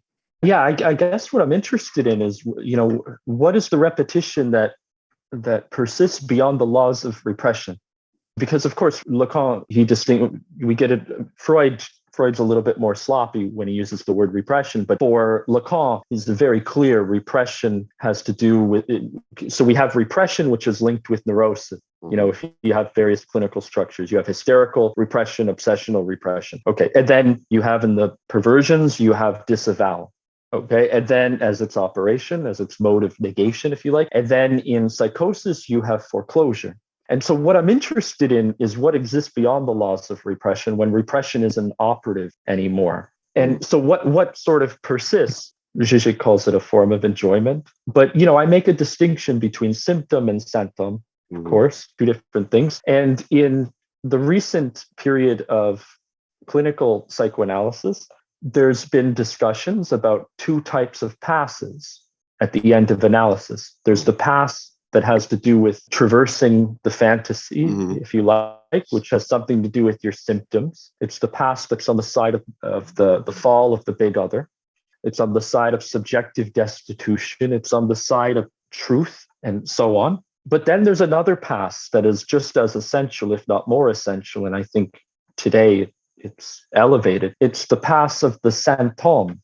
It's the pass of jouissance. It's the pass of learning or knowing how to live with your symptom. And maybe I misspoke when I said it was a type of identification. Spontaneously, it seems to me that I did. I think it's a know-how, savoir-faire, a knowing how to live with this traumatic whole and how to pass through that whole to find what is most singular about you. Are you correcting your verbiage here about identification because it's precisely not merely an imaginary dimension? Yeah, because, there's all kinds of symptomatic solutions. They can involve any register. They don't just have to be in the imaginary. There's different ways to tie a knot. And yeah, there's different ways to tie the Bromian knot, for example, in Lacan. And, neurotics tie a knot a particular way. They tie a knot with the nom de pair. But Lacan said in his late teaching when he was reading James Joyce, and this pissed off a lot of Joyce scholars. I was at a modernist studies conference in California a few summers ago, and I mentioned this claim. The claim was that Joyce was probably psychotic. I mentioned it to a person who, is central to the field of Joyce studies, and he was very much insulted. But I do think we have evidence beyond just the psychoanalytic evidence of his discourse to claim that Joyce was mad. But the idea that you find at around this period of Lacan's teaching is that you can do without the nom de pair, the nom de pair, definite article. You can do without the proper name as an anchoring principle of your social bond, of your psychical well-being, if you like, provided that it's put to use, provided that you know how to use the nom de pair. So you move from what I call proper name to the name as a prop. And I think, for example, capitalism, contemporary capitalism is an example of knowing how to use the odd name of the father, like a Coca-Cola bottle or whatever else. These are ways to hold things together. So yeah, I think know-how. And the neurotic knot is just one particular way. Like the knot that I drew in my Lacanian realism book that you were talking about earlier, I was trying to make sense of this world, and I think I even want a coherent model that could bring together my transferential heroes, Žižek, Badiou, Lacan. Why the hell? I put style in the imaginary register. I don't think that's fair. I think I put Badiou in the real register. I can see what I was saying there, the event and so on. And I put Žižek in the symbolic register. I still think there's some truth to that, but I don't think it's entirely fair either. That's just one way to read Žižek, Badiou, and Lacan. And, I hang out with Lacanians. In fact, I have a cartel meeting immediately after this, and there's 5 of us in this room, and we're all like, one person is very much like a reader of the early Lacan, where it's the interpretation is still about deciphering the unconscious. The slip of the tongue is meant to, or the joke or the wit, whatever, it's meant to reveal some sort of underlying symbolic apparatus and so on. And that's a perfectly interesting and way to understand Lacan. It's not the only way. It's one particular singular way, and it's an interesting Lacanian style. And this particular knot here, act, event, and style. Maybe there is something to that. Except I would put style in a 4th knot. I would put style in the symptom. I would put style in the symptom today if I were to redo it. Gotcha. Yeah. So what would there be? Yeah, what replaces style? we have to think of something for the imaginary then. Maybe Stirner, right? We could substitute him for maybe the creative nothing is imaginary. Or but after everything you said about not having the social bond and no mirrors and stuff, maybe it's the real would be the creative. I mean, right? It's maybe Stirner is the rupture of the creative nothing. It's this would be different language games we could play. But I wanted to go back just to your anecdote about the Joyce scholar. And then I assume, if I'm reading you correctly, you seem to be saying that they took offense because they thought that calling him psychotic would be to the detriment of his artistry. And Deleuze, I believe it's either Deleuze and Guattari's Anti-Oedipus, or it could be Deleuze and Logic of Sense, but they discuss this fact that Artaud scholars always come to this thing where, he couldn't have been psychotic and make the art, or somehow discussing his schizophrenia is somehow diminishing his status. And they kind of make the claim that's like, no, the two are in tandem, right? That his abilities to achieve what he did, to write what he did, to create, are fundamentally related. I mean, it's kind of the same way that Schreber's delusions were fundamentally related to the memoirs. They're the meat and substance of it, you know? And I mean, again, Deleuze and Guattari kind of fault Freud for dropping out so much of the racial undercurrents, or they're not even undercurrents, they're explicit in the memoirs, and really only focusing on sort of God as God and Flechsig as father substitutes, and focusing on that aspect, that's a wealth of material, but it leaves out, kind of deproblematizes so much of the inherent racial animations of his delusions. I really like what you're saying. That's fantastic. I was also thinking about how, like, what's wonderful about psychosis, if you could say that, is first off, the Lacanian psychosis is not like a negative, like a bad thing, obviously, you know, and it's terrible that we have to keep saying that. Like, if you say, oh, Joyce was psychotic, somehow it's like, oh, like we're just dismissing him or something like that. No, each individual has their own singular knot, their own modes of enjoyment, and so on. And we all have to invent our own solutions. And I was thinking about how in psychosis, it necessitates invention. And what Joyce did was he invented something for us. Whereas, let's say in neurosis, which is certainly its own invention in some way, it necessitates innovation. You know, and in the world of business, I actually have some colleagues that are in the world of business, so I'm forced to speak this language sometimes. They even make this distinction between innovation and invention. The idea of invention is it happens when there's no pre-existing or prior solutions. Right. Whereas an innovation is a metaphorical process. And we know in psychosis, metaphor doesn't quite work. So you have a substitute metaphor as a stabilization mechanism, what Miller calls a compensatory make-believe function. In neurosis, metaphor is operative, and that's let's say, okay, we had a neurotic capitalism, now we have a psychotic. You know, in neurotic capitalism, you have innovation. You take prior products, and then you adapt something to that prior existing product, and you innovate, and you do something new with it. But in a psychotic capitalism, we're forced to invent, and with each invention, it fundamentally changes the rules of the game for everybody. All of a sudden, we all have to follow the invention of the iPhone. It fundamentally it disrupts everything. So I really like this idea. And what Miller developed, it's fallen out of fashion a little bit now, but I don't know when it was. It was quite a while ago. This new category, and perhaps, it became really, really popular for a while, and now it's not so much, namely ordinary psychosis. You've heard of this? Ordinary psychosis. We discussed this with Isabel Millar, but go on. Oh, okay. So it's just, I think what ordinary psychosis opened up, at least for me in my reading, was this way in which psychosis can be much more pervasive than we originally believed. Suddenly, everybody was being classified as an ordinary psychotic. At some point, you got to say, why are we classifying people in these discrete ways? Why can't we see the singularity of each case one by one? And I think that's what ordinary psychosis allowed me to see. There's a way in which even apparently stable psychical mechanisms could conceal a latent psychosis.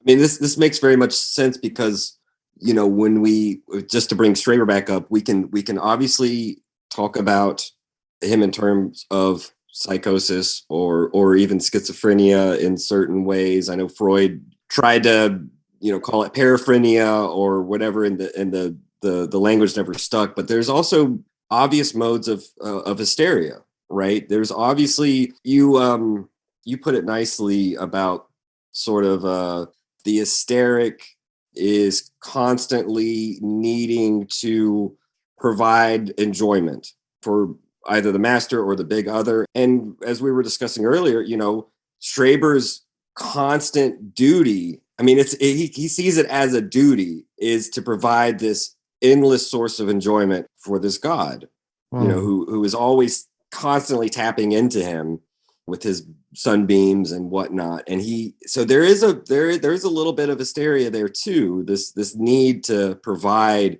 enjoyment. And it's that's definitely at least if we take the category seriously and the discourses seriously, there is this sense in which Schreber too even acknowledges it's interesting, he acknowledges in his memoirs in the opening, he's not writing his memoirs for psychologists, for someone like Freud. He says, I have been given knowledge to provide intimate knowledge of religion. He's thinking his memoirs are going to be for theologians or for religious studies, not for psychology. And I think that's another product of his hysteria is this, the hysteria producing knowledge. Yeah. That's great. Wow. Yeah. What a wonderful reading. I've never heard that before. But it does call to mind what you were kind of saying. Why do we need these categories? And Freud, so much of the least interesting stuff, although, well, maybe interesting for us, but some of the least interesting stuff on the surface of his reading of Schreber is quibbling about dementia praecox, but he is thinking about his audience are other analysts, right? Other fellow investigators of the unconscious. And he is thinking about, it's not really quibbling. It is kind of saying, what is the most useful grouping of symptoms and tendencies and these other things. And I think that's why, I always think that there is something tongue-in-cheek about capitalism and schizophrenia, that schizophrenia is this process. And of course, they say it led to all these misunderstandings, right? That it's not the clinical catatonic schizophrenic, right? They were trying to sort of be provocative, but you see later in like Machinic Unconscious and even in 1,000 Plateaus, Guattari, part of his endless invention, if you will, his psychosis is these inventions of these terms and concepts and categories, because he even says somewhere in the Machinic Unconscious something about like, if we're proposing all of these different things, abstract machines and components of passage, blah, blah, blah, it's not to put a new layer, a new coat of paint on these old nosographical entities. He is kind of dissatisfied with, these clinical groupings of symptoms. And so this is one of the reasons why he can be frustrating and why he can be, why he never really had a school or really had a home, because he's so unwilling to, use these conceptual groupings. But I do think they are important to a certain extent. And so it makes sense why, ordinary psychosis would be a step further. And it helps to address a layman's understanding of psychotic, right? We say sociopath or psychopath, and we also say psychotic, but for the layman, those general terms are all pejorative, they're all negative, and they don't have any of the sort of nuance that you were just speaking of. And it could be precisely why the Joyce scholar didn't understand that you were saying something very specific by calling Joyce a psychotic, rather than something that an everyday person would see as an insult. Coop, did you have something? I may have cut you off. No. I just thought that was a really good, the Schreber, that master slave, that was a really good insight. I think also goes to like the repetition element too, right? Because of the remiraculating, obviously the sexual active elements of that. Yeah, the repetition of the sexual act. Right? Eros and Thanatos, deterritorialization, reterritorialization, I don't know, something like that. I assume part of the psychosis Schreber has is, and now again, you would, Duane, this is a question for you because I'm still trying to figure out the boundaries here. He has this idea, or he ideates, I'm not going to say it's an idea, he has the lived experience that his body is disintegrating when he's eating. His larynx is falling apart. When he's shitting, his anus is falling apart. But he's constantly tapped into by these rays of God that remiraculate his organs. This is part of where they get Body Without Organs. Obviously, they get it from Marteau first, but Schreber is having these active lived experiences that his body is falling apart, but God is sort of, because he's tapping into Schreber's enjoyment, is able to sort of put him back together at the same time, at the speed of light. Is this more of an obsessional thing? Is this more of a hysterical thing, a psychotic thing? Or is this maybe just something that defies the categories. And again, as you said, that it's a singularity. Yeah, I couldn't answer it. I'm actually not as familiar with the case as you are, but I'm finding what you're saying quite interesting. Of course, the body is a concept that has become extremely important in psychoanalysis in recent years, and people were talking, well, do you have a body? Are you a body? People talking about the real body, the imaginary body, and these sorts of things. These are long discussions. And of course, there's the body falling apart in the early Lacan, in the dream that's discussed, I think, in the Mirror Stage article to discuss hysteria.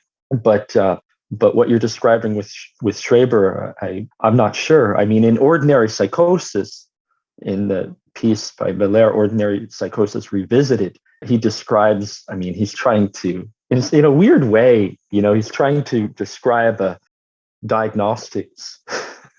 It's like, okay, we have, I think what he calls a threefold externality. The old idea was, okay, perverts don't go to analysis. So you have what's called... They're happy. Yeah, I'm basically summarizing Miller here, but he says, okay, you have a binary clinic. There's a non-de-pair or there isn't. There's neurosis or there's psychosis. So is there or is there not a non-de-pair? And then, of course, you have the emergence there of a fuzzy category known as ordinary psychosis, which can be defined, according to Miller, at this period of his teaching, it's not so popular anymore, by what he calls a threefold externality. If I remember it correctly, and I'm not sure I do, let's see if I can remember what the three are, but there's a sort of subjective externality, I believe, was one of them. I might be wrong about this, where there's this feeling that, how does Lacan describe it in his Écrit?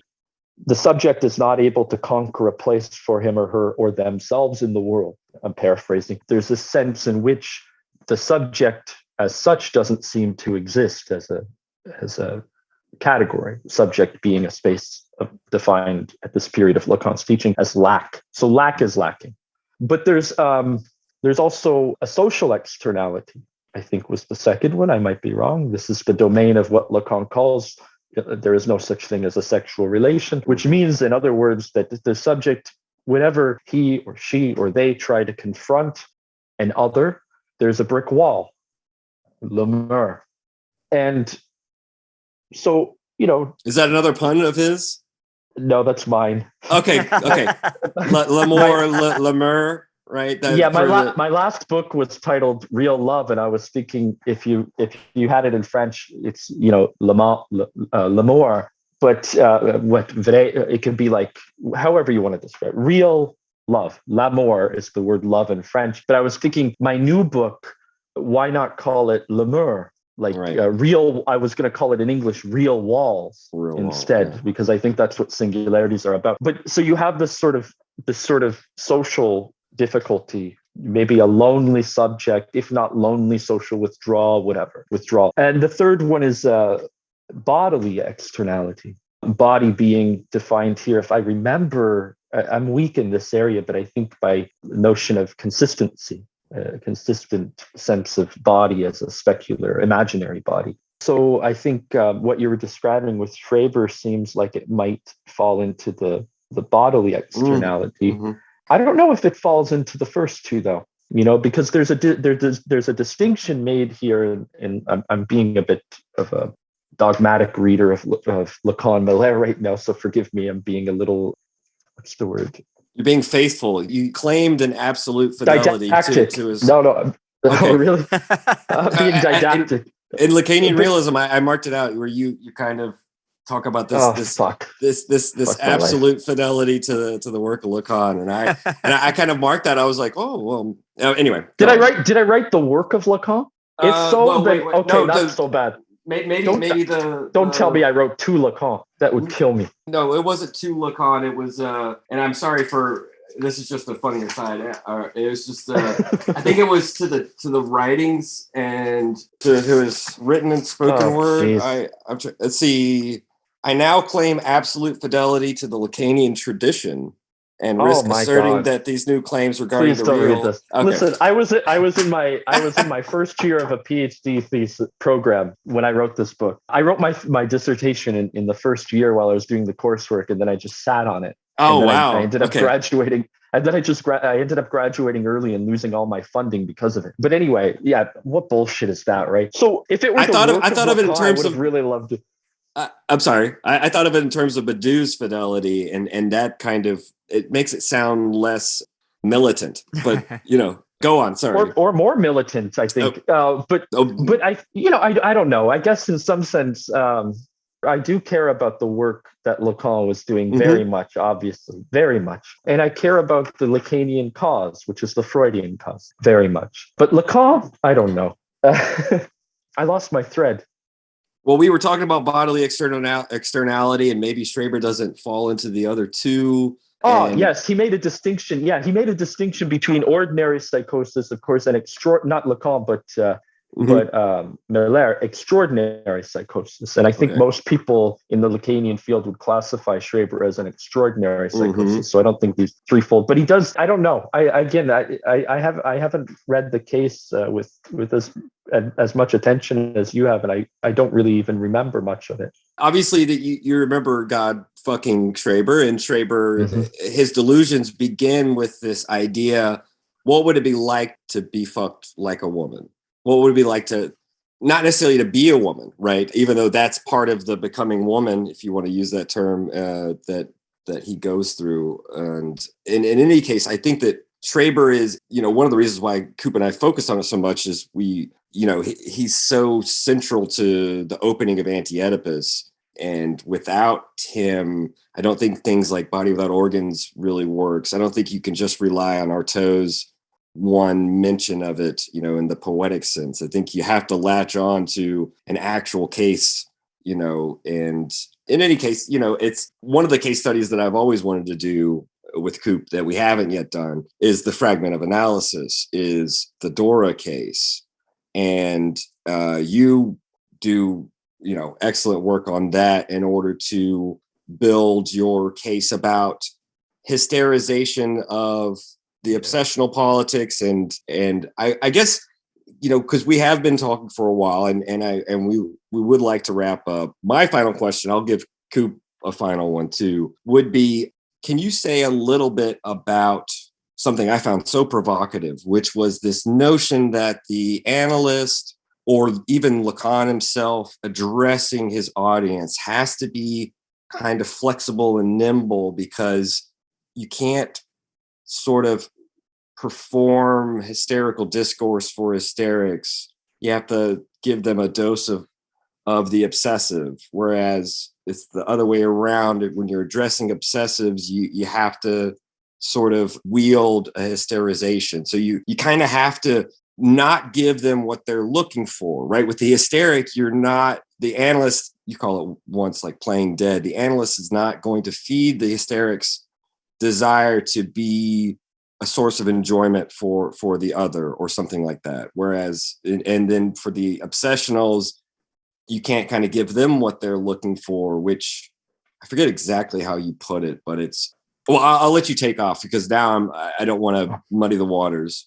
I love the way you interpret my bullshit. I really do. It's so much better. I'm not happy with that book. It was like my first major book and first thick book. And it was, I was really, what it was? It was honestly the product of me just trying to understand.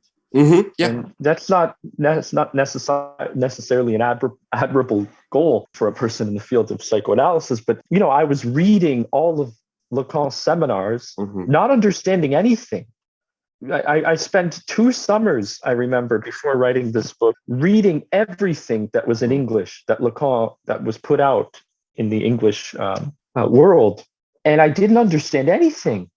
And I just kept reading it. And this book is just, in some sense, trying to formulate something from that. But I definitely don't agree with what I was saying there. But I sense what maybe I was trying to say, and I think you said it better than I could. I think, I was still sort of thinking of the analyst in this role of interpreter. Interpreter of symptoms, interpreter of fantasies, and so on. Forget about constructions, interpreting at the level of meaning. And well, that makes sense then, You have to be a little obsessional with a hysteric patient. You have to be a little hysteric to provoke the obsessional. And it makes sense from the perspective of an analyst who interprets, precisely because anything you say has to be meaningful. So you must try to provoke, or you must try not to, and so on. But when you're dealing with, I think, the contemporary clinic, what that really means is you're not interpreting anybody at all, at least not at the level of meaning. When you do, that's called the construction. But you're using what Lacan called the equivoque, which is sounds that are evocative. You're using lapses and enigmatic expressions and so on, which are not, you're not offering meaning. Whether that's an obsessional or hysteric doesn't make any difference, in a sense. The obsessional can be very quiet and withdrawn, but those silences can be meaningful. And when they do speak, they can say something that resonates. And that's ultimately the goal, to make something resonate. Okay, I'll give an example. When I was in India, I studied Buddhism a little bit. I know it's a cliche, white guy goes to India, but I was studying Hinduism and Buddhism. And I learned that Buddha, there's this anecdote, I'm going to get it wrong, but a guy went up to Buddha and he asked a question. Now, while this is happening, there's this pervert hiding behind a tree listening to the question and to Buddha's answer. Okay. So after they're done talking, the guy who was hiding behind the tree goes up to Buddha, asks the same question. Buddha gives him a completely different answer. And then he says, but I just heard you. You gave the other guy a different answer. Why are you giving me this answer? And Buddha's answer was, of course, because I told him what he needed to hear and I told you what you needed to hear. Unfortunately, I think when I wrote this book, I didn't have that sense. I had the sense that you must talk to a hysteric a particular way. You must talk to an obsessional a particular way, as if somehow you can know whether they're hysteric or obsessional. And these categories are somehow meaningful in guiding your orientation. I'm not of that opinion anymore. I'm of the opinion that interpretation can never be interpretation of interpretation, because the analystant, by definition, is interpreting already. The analystant is an interpretive machine and can interpret to infinity. And the role of the analyst and the analyst's interpretation is to, in some sense, put an end to all of that, to open up a clearing, to put an end to the interpretations. And the way to do that is by making words resonate and to use equivoques. I always pronounce it wrong. And I think that would be true of a hysteric just as much as an obsessional. And that's why I think it's so important to get rid of these categories. It's a personal conviction of mine: obsessional, hysteric. They're all crazy. We're all crazy. And to go, one by one, case by case. I do this in my teaching too, another one of the impossible professions. When I'm teaching, every class that I teach is completely different. I'm hearing what people and the students are saying, and I'm finding out what kind of resonates there, and I'm using that. Yes. In the classroom. So yeah, I think that's all. It's a really simple thing in the end, but that's all I think I was trying to get at when I was saying that. I just couldn't get there. It makes sense, I guess, the way you formulate it or reformulated it now. And even if we have these categories, hysteric, obsessive, whatever, they should be shorthand, they should be collapsible, they should be flexible, and they shouldn't necessarily, obviously, contaminate the waters beforehand. So we, straitjacket people and pigeonhole them. I suppose I was thinking when I was reading your work about the four discourses and how they can be generated by counterclockwise rotations.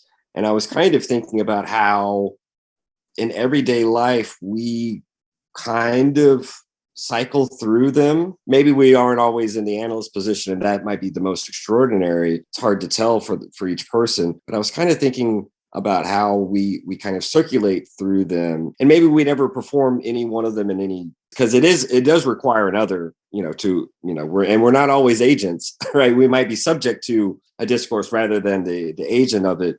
But, I think that kind of vibes with what you're saying about these categories as being perhaps restrictive, or at least needing to be provisional. Right, at best. But I think the situation could be even worse than this, though, as Lacan said, or worse. Because in the situation of ...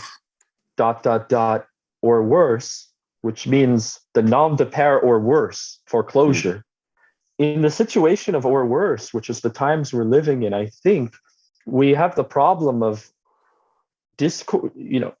Can you even say there's a discourse? I mean, what is discourse? For Lacan, discourse is that which constitutes a social bond. It constitutes a social link, right? And if there's a situation of psychosis, of madness, well, we talked about social externality.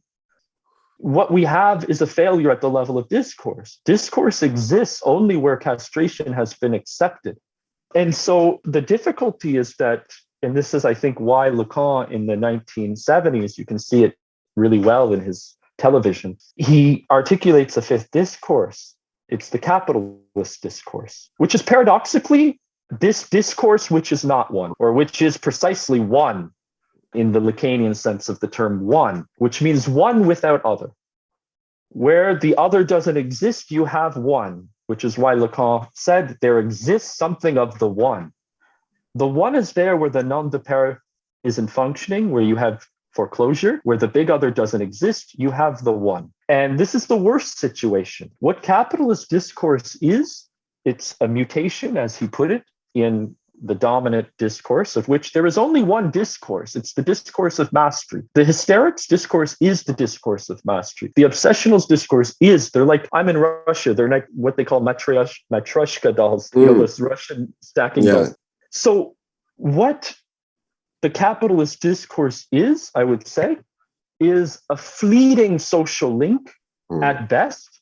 How does it begin? It begins with the worst of situations, if I remember correctly. It's S barred. Are you bringing it up on your screen? We can. But yeah, I believe it starts with S barred. It's S barred, right? Which is not the old subject, the split subject that we saw in the Lacan of schema L in the early period, schema Z and so on. Thank you so much. So it begins there. You notice there's no bar between the product. There's no bar on the bottom between the product and the truth, which is why Lacan said it moves fast, very fast. It's fast capitalism. It's the empire of speed. And what you have is, this actually isn't the right one for it. It's technically not agent, other, product, truth. You have some different sort of classification systems that Lacan brings up, but that's okay. It's okay. And he talks about semblance, jouissance, instead of... I see, okay. But anyway, so what you get is the split subject, and the split subject is, it's not attached to an other necessarily. It's attached to an S1, which is an S1 that temporarily provides it with some sort of stabilization, can give it maybe an affirmative S2, which is a word of wisdom. And maybe with luck, it'll give it some fleeting desire. I mean, that's a really no-nonsense, dirty interpretation of it, but it's not a discourse necessarily. And yet it can stabilize people. In fact, this article you have up right now by Van Hoel, who's I've seen you cite him. Yeah, I like him.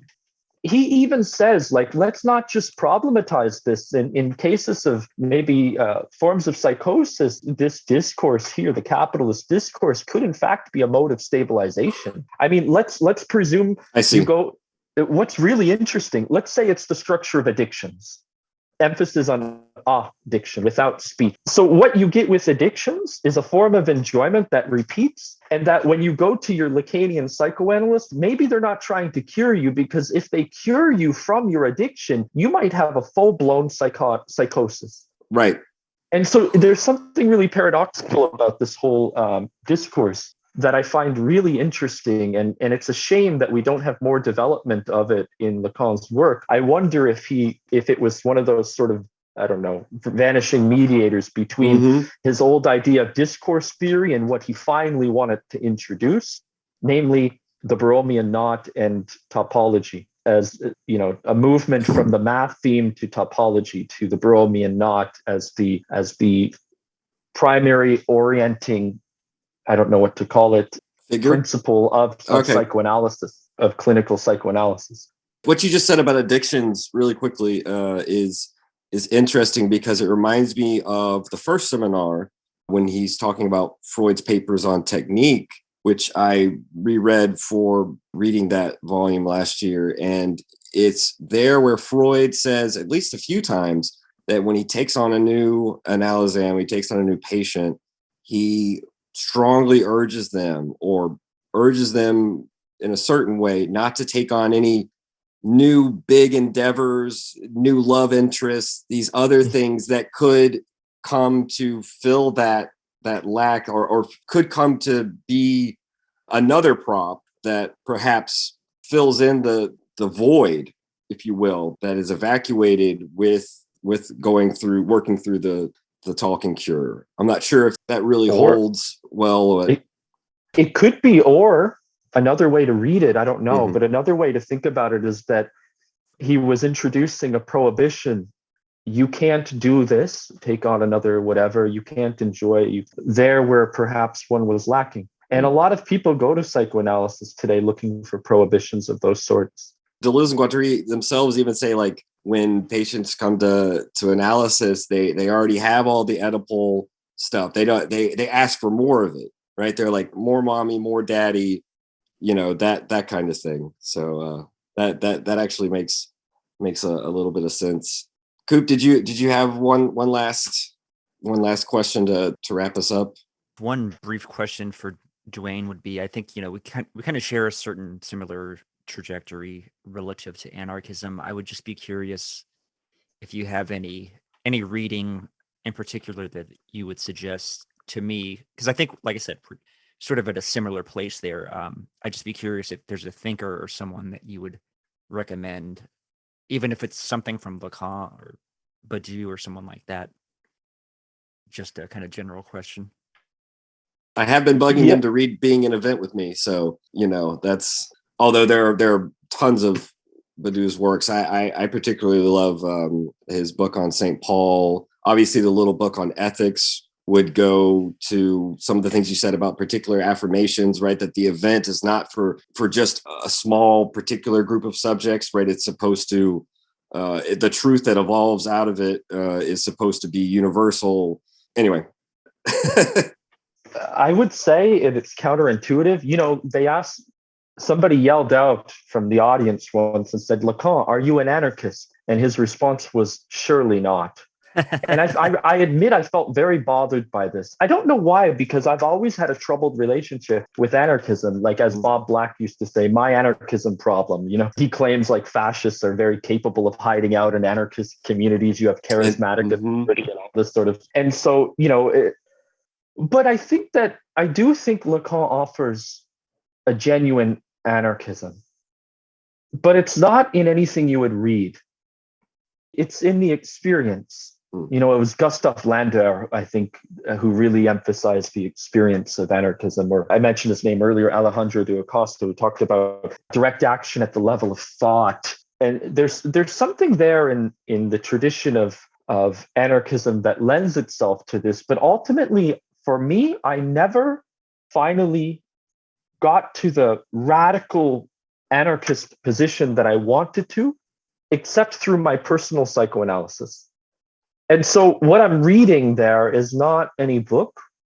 I'm reading my unconscious, and I discovered, what Stirner said? I'm sure you know this better than I do. I have a sense that you do. He said, our atheists are the most pious people. And of course, Žižek being a Christian atheist, and I for love once I was an atheist. I had to be I was an atheist Muslim, because you can be an atheist as long as it's in the past. There's even that line from the Shahada, the testimony of faith. There is no God. You're an atheist for a brief moment, but Allah and the Prophet Muhammad is his messenger. And then so an atheist, as long as it's in the past, which is quite different from in Christianity, where it's very much at the core, or Judaism, where you can be an atheist at the end, as long as you were. But I think that what's really interesting in psychoanalysis is that it gets you to this really fundamental, not just at the level of, what did Nietzsche say? I fear that as long as we still have grammar, we have not yet killed God. This idea. I fear that as long as we still have universities and books, we have not yet killed the state, in a sense. I think at some level, unfortunately, there needs to be the experience, emphasis on the prefix X, which means the movement to the other scene, of fundamentally confronting the beliefs you didn't know you already had, what Rumsfeld and Žižek call the unknown knowns, to get to the radical certainties that define our true inner dogmatisms. And this is where Žižek goes wrong. I think our problem isn't with the unknown knowns, it's with the known knowns, which are the new certainties that define the world. And I think we can only get that, and it's really unfortunate, we can only get it in a psychoanalysis. It led Žižek to write a piece for Crisis and Critique journal titled, I'm going to have to paraphrase it because I can't remember the title exactly, but Can One Exit the Capitalist Discourse, which is the dominant discourse today, without becoming a saint? And for Lacan, the saint was the only way out of the system of mastery. The only way to be an anarchist was to be a saint, but a particular type of saint, the symptom, Saint Tom, saint, saintly man, saint symptom. And to finally get to that position, Lacan said, it's not going to be very good. It's a bleak, dark world. It's like the last page of Max Weber's book, where he says, you're all fucked. And he just drops the cigarette, like, who will live in this world in the future? It's a dark world. He basically says, you're all fucked at the end of his book, The Protestant Ethic. So I think for Lacan, he was very troubled by this possibility that it's only going to happen for some. We can only have some anarchists. There cannot be for all anarchists. And that's a really troubling conclusion for me. So my advice, I know it took me a long time to get to it because I never know what I'm going to say until after I say it. But my advice, if I have any, is, and I feel like I should be taking advice from the two of you, so forgive me for giving advice, but my advice is honestly psychoanalysis. It's I've had only a few transformative experiences in my life. One was going to the European Graduate School. Another was falling in love and converting to Islam, and then having that relationship break in the most horrific way possible, but it was transformative. And the third was going into psychoanalysis. And I know that it has a bad rap among most people, particularly delusions, but I think that psychoanalysis is very, very delusional today, and it's an essential delusion. Coop and I think, are more on Guattari's side, where he still claims that he still claims, if I may paraphrase your words, an absolute fidelity to like the Freudian vision, just with jettisoning some of the things along the way. Even in Anti-Oedipus, they kind of want to recuperate the exploratory Freud, the discoverer, less so the master, the father of psychoanalysis, who's trying to regulate and institute order, and who is having these big fallouts and these and who's trying to sort of set up the church of analysis, which I think you would agree is something that Lacan, I think that too, Lacan returns to Freud to also find some correctives. Maybe they're a little bit harsher to Freud than Lacan, but I think that, Guattari shares that vision. And I think the only reason maybe he broke away from Lacan is that he saw himself as setting Lacan up as another master signifier, as another Freud, as a Freud substitute, as a father substitute. I love that very much. It's a controversial claim because, Lacan's return to Freud and all this sort of stuff. But I think Lacan was fundamentally asking not how to be Freudian. He had fidelity to the Freudian cause. In his return to Freud, it was a return to Freud's desire. And it wasn't the return to Freud. But the controversial claim is that Lacan wasn't a Freudian.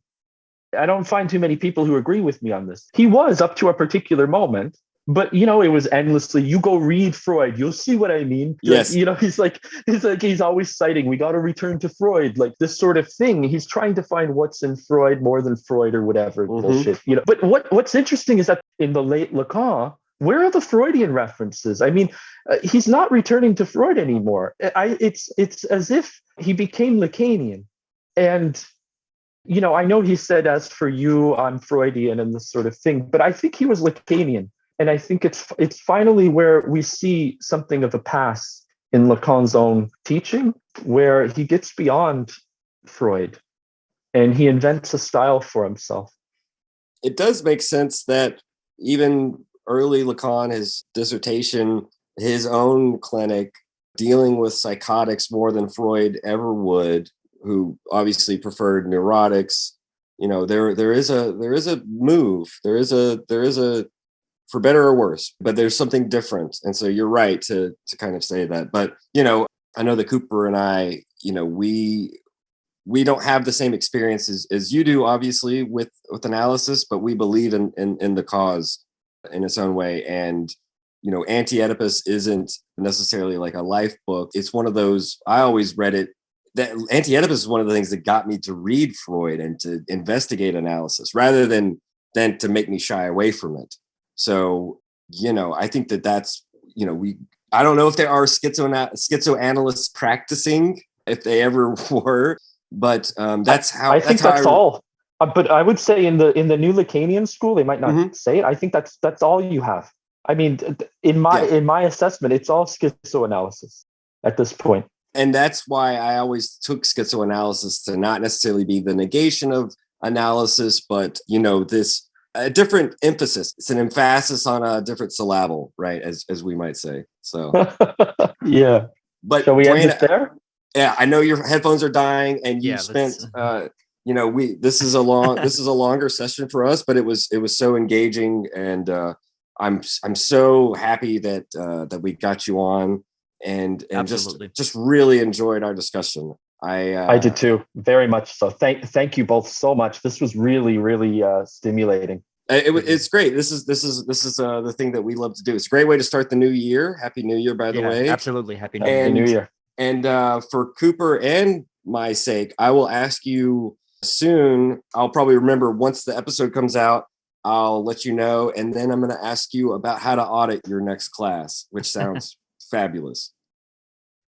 I just want to say one thing. I had a bunch of guest lectures come into. It was Andrew McLuhan, the grandson of Marcia McLuhan. I had Cyrus Saint Amand Polyakov, who's in the Lacanian tradition, and I had a physicist, Louis Vervoort, come into my class to give these guest talks, and they kept calling me professor. I can't think of a greater insult a person in the psychoanalytic field than to be called a professor. In the same way, to have the two of you come into my class, I can't even imagine. That doesn't sound fun. I'd rather have like recurring bullshit sessions like this. I would really very much enjoy that. Oh, awesome. Well, once your semester wraps up, maybe in the summer, we would love to talk to you again, because this was a lot of fun, and it's the perfect type of content for our listeners. Absolutely. Oh, definitely. Thanks, folks. Thank you, Duane. Enjoy the rest of your night. Thank you. You too. Cheers. Bye-bye. The rules of healing, of negativity and singularity, including the ultimate form of singularity, which is unconscious, the whole state of things, the pure violence without object anymore. This is the typical violence of information.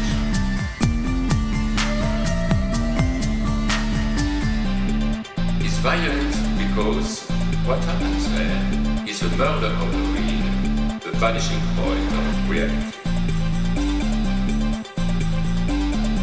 Let's not have a misunderstanding here.